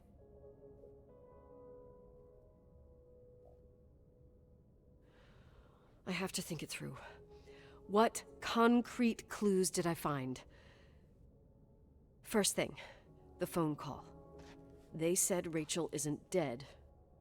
Then the lipstick from 10 years ago turns up, Aber still haben good. sie denn ihre Leiche gefunden? My father's Muss various doch. notes where he says he still sees her. If that were true, it might explain the sighting by her friend here in the Timberline. And now I find her retainer box, but no retainer. That room might not be a reconstruction. If Rachel didn't kill herself, Rachel could have lived here. Ja, genau, das sagt sie, If she's das still verwechselt sie alive, die ganze Zeit. Why doesn't she tell her parents? Unless... Naja, aber die wussten doch, dass sie They're all 9 in cahoots. Wochen schwanger war. Das No heißt, die müssen die suicide, Leiche gehabt No haben. Timberline money. No, I'm just being paranoid. And then, there'd be no reason for her to live in a fucking underground replica of her Wieland. room. My key in the middle of Rachel's stuff. Is it a message? Where do I fit in? Are you trying to tell me something, Dad? Nee, ich My glaube nicht, dass in der music 9. box with Woche the die hockey Schwangerschaft player. bekannt war, oder? I don't think I have the guts to hear that tune again. But I must.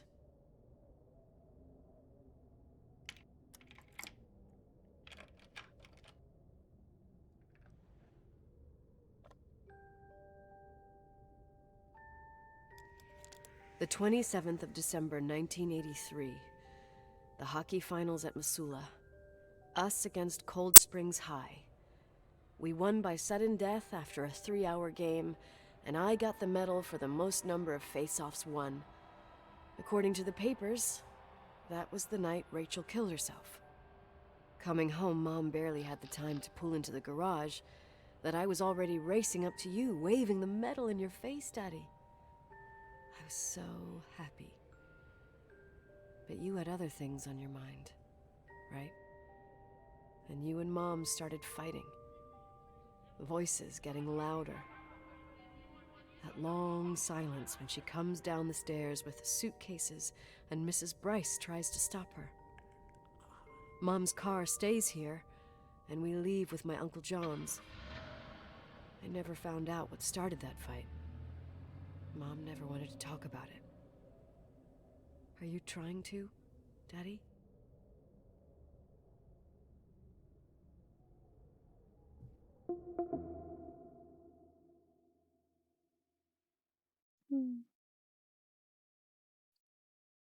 Genau, wir haben ein hergerichtetes Zimmer gefunden mit... Es wird vermutet, dass es Sachen von Rachel sind. Dass das auch ein Nachbau von Rachels Zimmer ist. Och nö! Der einzige Irving, Raum, wo ich nicht hin finally. wollte, wo ich froh war, dass er dicht war. I'm okay. I was dying on this chair. Let's keep going, if you want. Together. So, I looked around the entire hotel, and if there's still a chance of getting to the bottom of this story, then it's gotta be behind the locked door on the last floor, in the attic. That wing has been condemned for years. I know, I'll be careful. Okay. There are too many things that I took for granted. It's as if someone was putting pieces of my past in front of me, to show them to me under Kann das another der light. Anwalt gewesen sein, weil der ist ja immer noch nicht da. Maybe it's my father. In my music box, I found the medal I won the night Rachel died. Dad could have put it there, and if he did, there must be a reason. It all sounds insane. The night Rachel died. Maybe I have to start from there. I played in that really long hockey game. But what was going on in the meantime? You remember that night, Irving? I think I was at church with my family. Church. That night we had a mass for the poor here. We held one every year. As usual, Mom volunteered to take me to the game, but she was so busy with the soup kitchen that I was afraid she was going to be late. I remember while she ran around, she said she ordered me to close the mezzanine. You mean the intermediate floor above the reception? What's in there? A storeroom. Have you been up there? No, I'd forgotten all about it. I'd better take a look before moving on.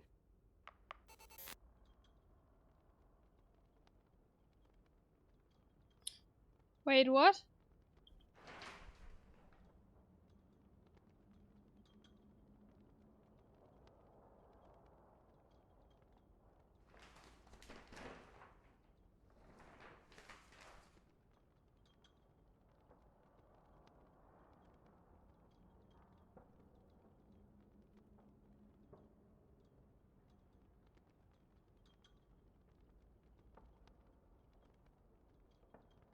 Soll ich jetzt einfach zum Mezzanine gehen? Das ist doch...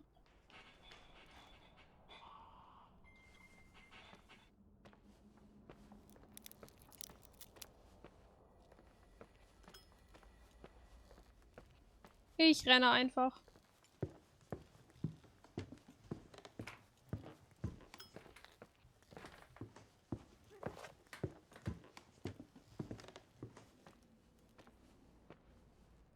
Ist doch das hier, oder nicht?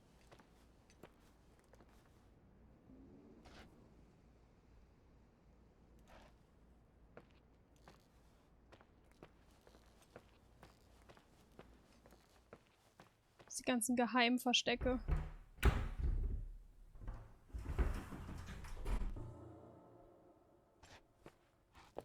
Ew, oh nö.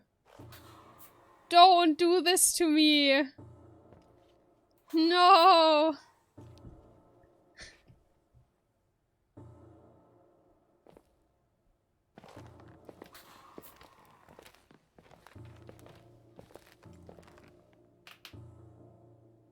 What the fuck? Irving? Hello? Can you hear me?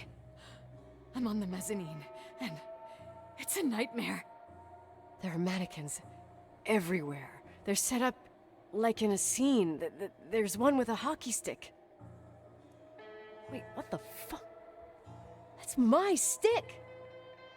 If you're listening to me, whoever set up this representation, I think they want to tell me that Rachel was killed? But why my hockey stick? Hello? Hello? Oh God, why isn't he answering? Irving, I swear I'm not kidding. This is a huge deal. If you can hear me, it's time to make that phone call.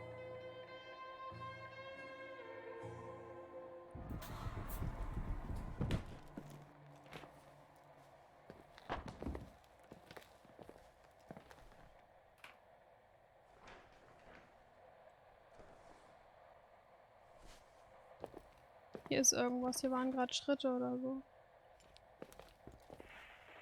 Where are you, Nicole? It's about time. Did you hear my messages? How many doors have you opened, Nicole? How many are still missing? What? Are you drunk? Keep going. Hello? Hello, Irving. What?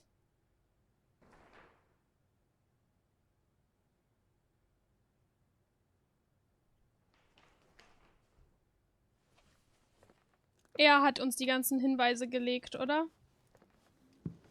Er ist keiner vom Emergency, sondern er ist... Wer könnte er sein?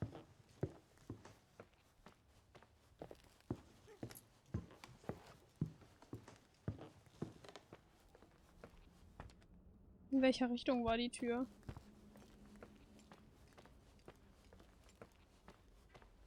Nee, das war falsch.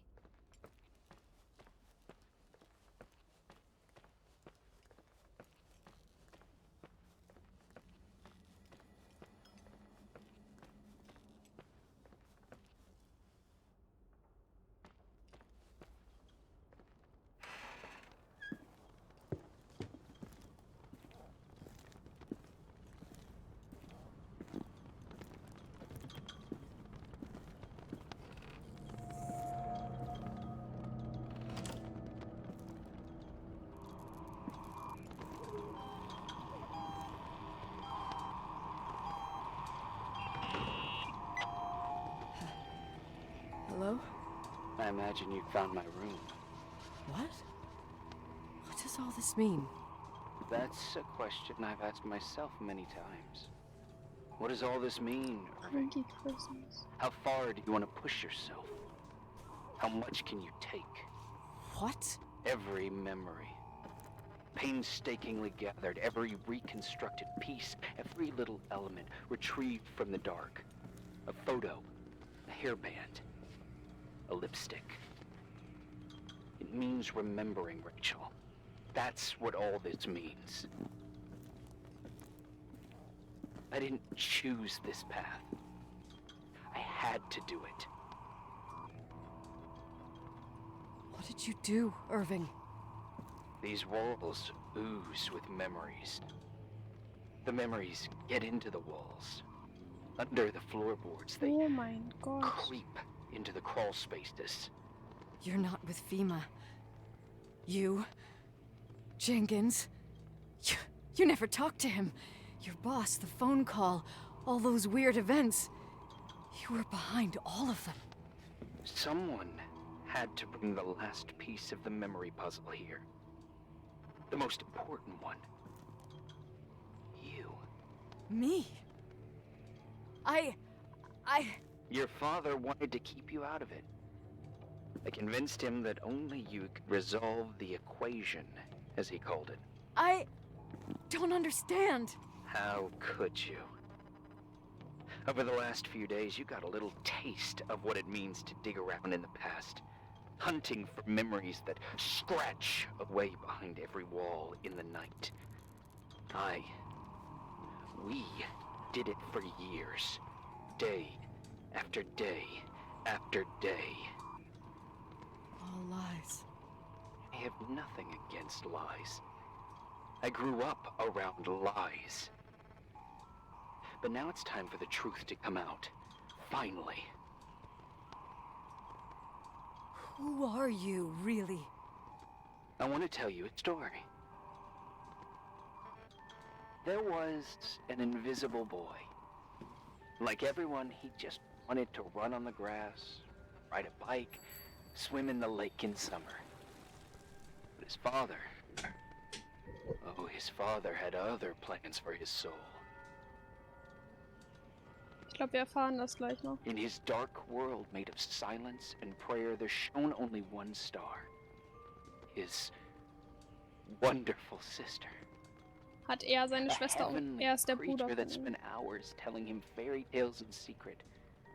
She who told him what a free and strong man he would become one day. Rachel? She was like that. Free and strong. At the time, I didn't understand her dyslexia. Or what retard Schwachsinnig. meant. That's what they called her at school. But I could hear her cry at night. I wanted to protect her. But I couldn't. One day, that beautiful, luminous creature met someone. A human being that saw her for real. My dad. Yes. And I was the invisible witness of what happened. A love. Simply a love. Nothing more, nothing less. But that love was too much, and it would be punished. Who paid for this love, Nicole? Rachel. Rachel was your sister.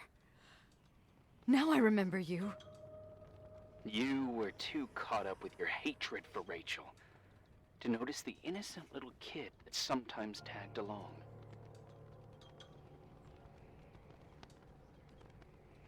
I didn't hate your sister. I was just jealous. Ich glaube tatsächlich auch, Doesn't ja, matter. aber ich bin mir nicht sicher. Those days Aber are ich over. glaube schon. How could I have forgotten you? I was raised to be forgotten. Oh. What do you want from me? The day my sister paid with her life for her love, we all died. We make up the history of the Timberline. It was a tragedy. But you... We all got frozen there, in that very moment. In that confined horizon of events. As you'll understand. As you've already begun to understand.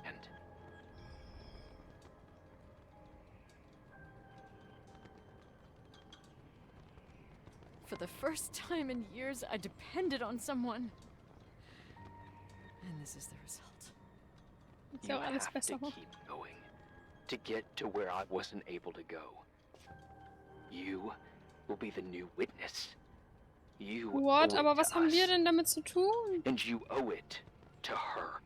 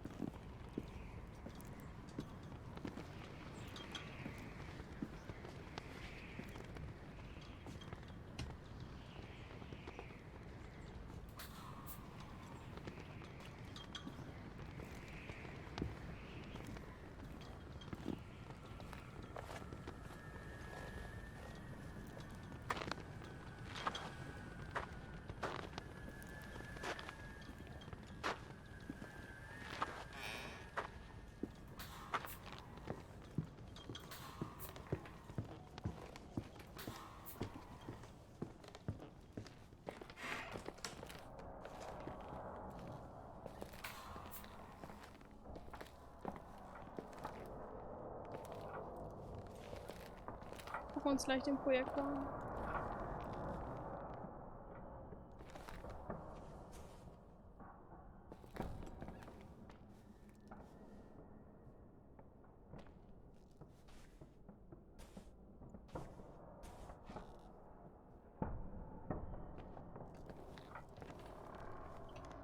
Ich finde das auch voll hübsch hier oben.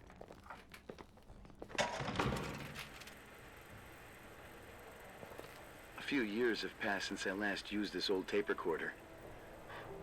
I think you were in elementary school. I imagine a testament should start in a poised manner. My dear Nicole, my favorite daughter, etc., etc. Poised, weighty, serious, irrevocable. I prefer asking you how you are. How are you, Nikki? You're probably tired. Deswegen wusste er das mit Nikki. At this point of your journey, the marks and voices of this old hotel will have already whispered all their secrets. You've always been good at solving puzzles. In this, you surely resemble more your mother than me. Irving has always been convinced that you, only you, could surmount the fear and suffering that exuded from these hallways. We tried. We waited. We were terrified. We studied. We listened. We listened to her. But all the love in the world wasn't enough to decipher those muted vowels, those wide open eyes, those tears of light. In your time and space, in the here and now, I will no longer be with you. But it doesn't matter. Trust me, it doesn't.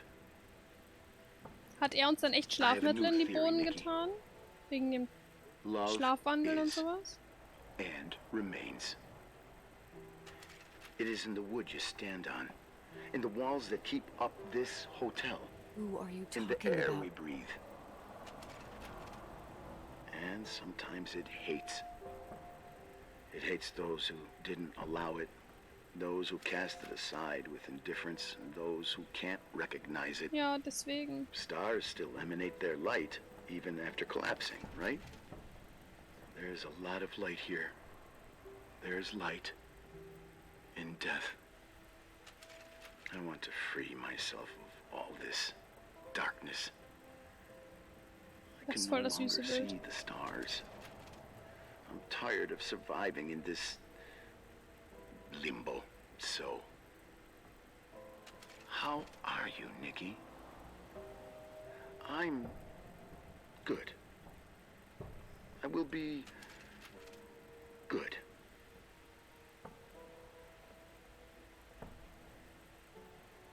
Figure out what Rachel is saying, Nikki. She's here.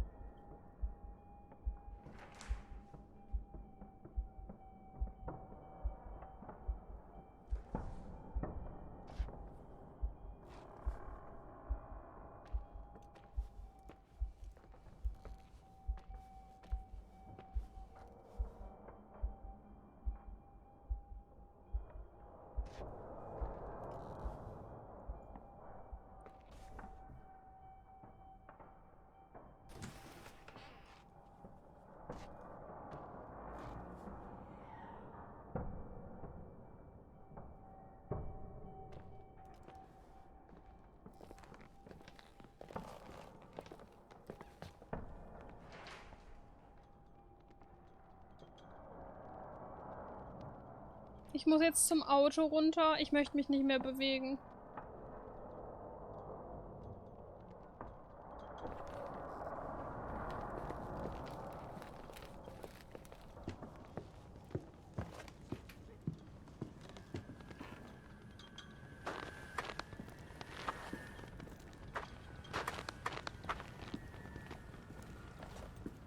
Aber wisst ihr, was ich mich frage? Wo ist Irving?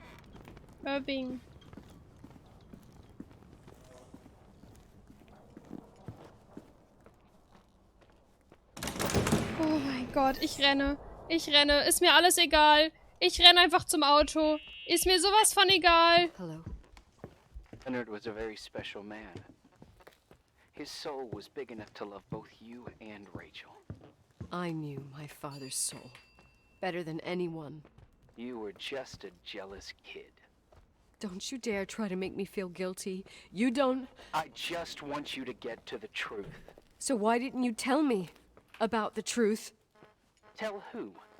The Nicole who thought eating beans was the worst tragedy and couldn't wait to finish this business and run away, forgetting everything all over again? You don't know anything about what my mother and I went through. But you're different to when you got here. Now you can discover the truth, a truth that otherwise would have destroyed you.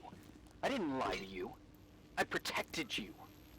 Listen, I'm sorry about Rachel. I hated her, and I hated my father, but I never wanted it to end like that. I understand your pain, maybe better than anyone. Betrayal, shame, death. Doch, ich glaube, da ist eine Leiche drin. My family was destroyed, just like yours. Hat unsere How much Mutter sie longer does this umgebracht? pain have to last? Oder It'll war es be over wirklich soon. Selbstmord? What else is there to know? You want the truth. Well, I can't give it to you. I've already given you everything I could.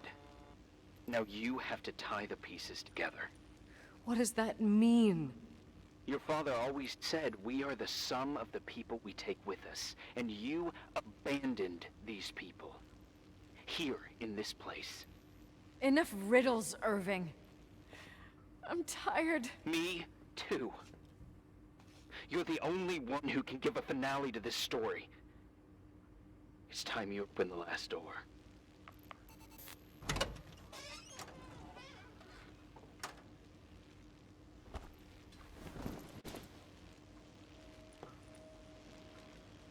Packesel. Hä?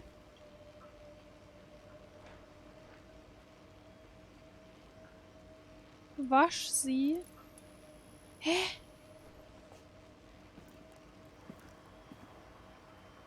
What the...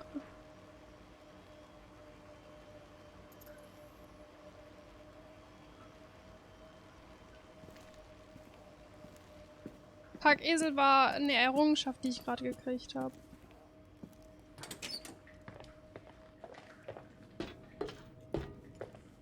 Unsere Checkliste ist auch wahnsinnig geworden, ja.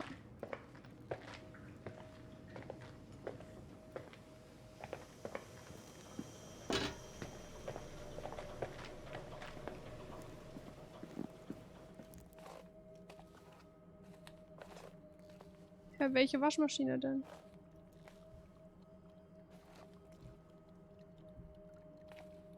Im Waschbecken. Ja, gut. Tausende Waschmaschinen, aber wir sollen die Decke im Waschbecken waschen. Okay.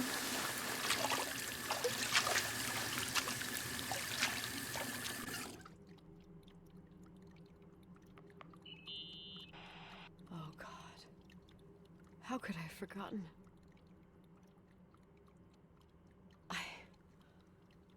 I saw everything. I was Was? there. All the pieces were in front of my eyes. A kid's eyes. It was the same night as the hockey game in Missoula. Reverend Foster was so busy with the preparations of the meals for the giving to the poor at Ist the jetzt Timberline verdrängt wegen dem Church. Trauma, ja. And my mother, Claire, said that we would get back from the game in time for the distribution. She convinced my father to help the Reverend, and he'd come with his whole family. You and Rachel. Yeah.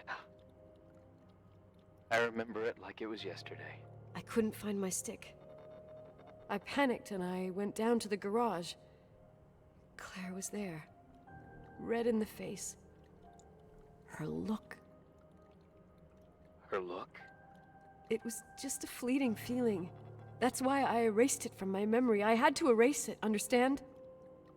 What was in her look? It just wasn't her. It was like a frightful creature.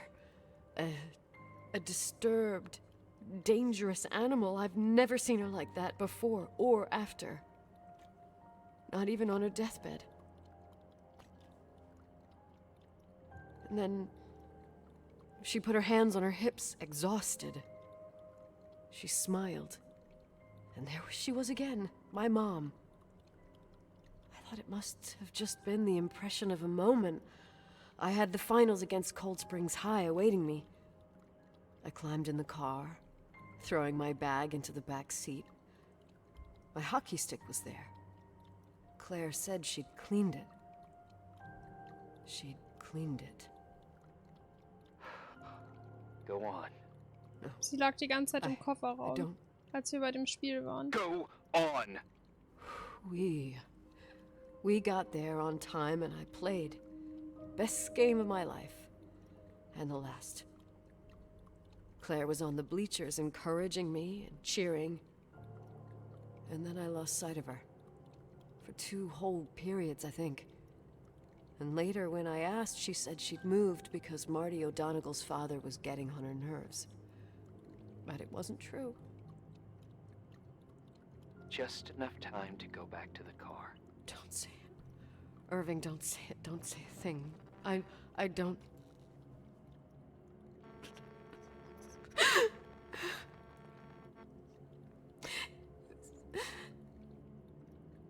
I traveled all the way with Rachel's body and the baby she carried inside of her in the trunk, rolled in the blanket. God, oh my God. She killed Rachel.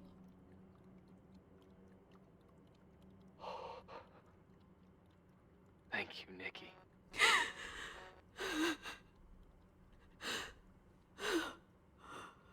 Aber alle anderen sind tot. Die sind halt die Einzigen, die das hätten You've auflösen had können. your revenge. I hope all this gives you the peace you were Weil wir looking die for. Einzige sind, die alle Puzzleteile hat. I wanted you to help me uncover the truth. You're saying you didn't know that Claire... I was only a kid. Plus, she never wanted me to get to the bottom of it. Rachel is here? You know, I think she's still protecting me. But I'm grown up now. Now, we can all be reunited at last. What? Wait, where are you going? Listen, we can work things out. What happened is terrible, but all the main players in this story are dead. Get it? Dead. We are still alive. We're alive. Me, you, we didn't do anything. That's exactly what we did wrong, Nicole. We didn't do anything. It's beautiful here. Rachel told me about it so many times, but I never thought it was so... Wo ist er? What? Wo könnte er sein? Irving, where are you? It's white as far as the eye can see. Beyond the mountains. Okay, wir kommen da glaube ich nicht hin. You left the hotel? But it's too cold. You'll die out there. Irving, please. I've lived in the dark for years. You freed me. And now I can finally rest in the light. I can go back to her. Don't go. You can't. Don't leave me too. We have our drink.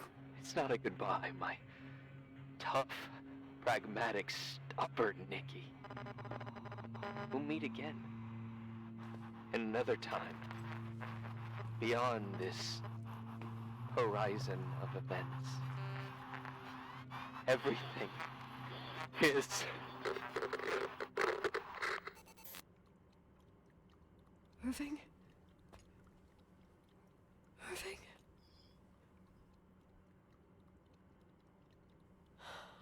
I don't want to stay alone here. Everything seems to be becoming dark. I'm scared.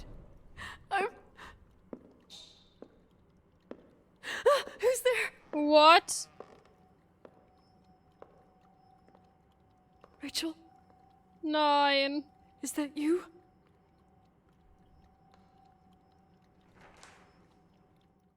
Oh. Ich hätte gar nichts mehr machen können. Ich dachte, auf der Map steht irgendwas Neues, aber...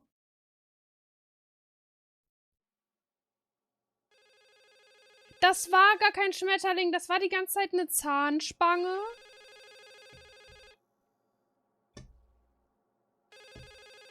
Hallo?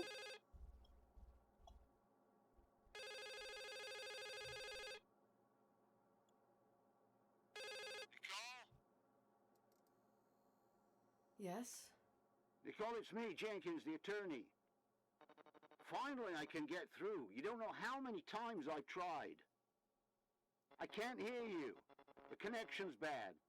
How are you? I was really worried about the storm. I'm good. Great.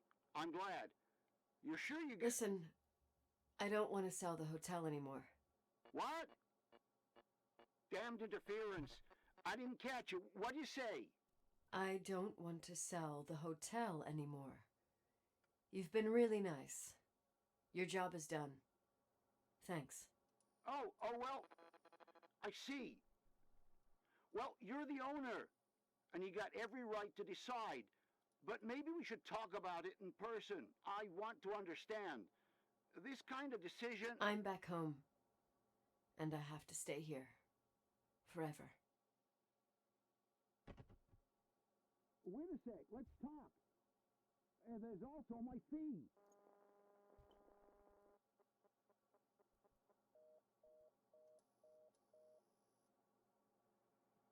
You know, Mom, I was thinking about going to the lake. Remember where we went with Uncle John last year? Das ist nicht relevant. Daddy and I started talking about the stars. You can't see them during the day, but they're always there. You feel like it? I would so like it. And we can have dinner at Doc Smith's diner on the bank. Rachel and Irving could come with us? What do you think? It would be so nice to be all together. Mom, Dad, it would be so nice. Wait, I did all that you asked me.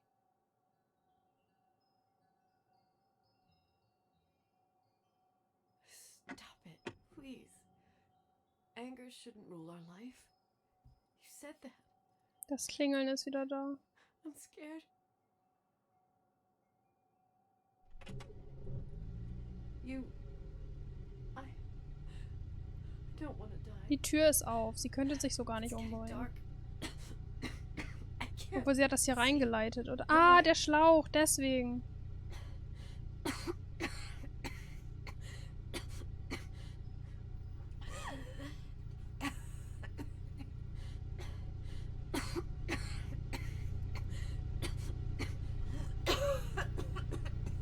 Ich konnte nicht ausschalten.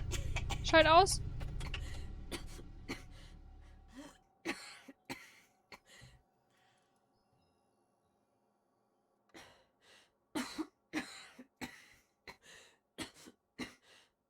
I'll stay here with you, Daddy. Mom, we'll bring back the Timberline to its fortune together. We will be happy again, all together. Yes.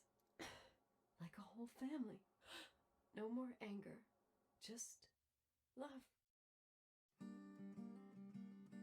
Ich glaube, ich hätte mich auch dazu entscheiden können, es nicht auszumachen am Ende.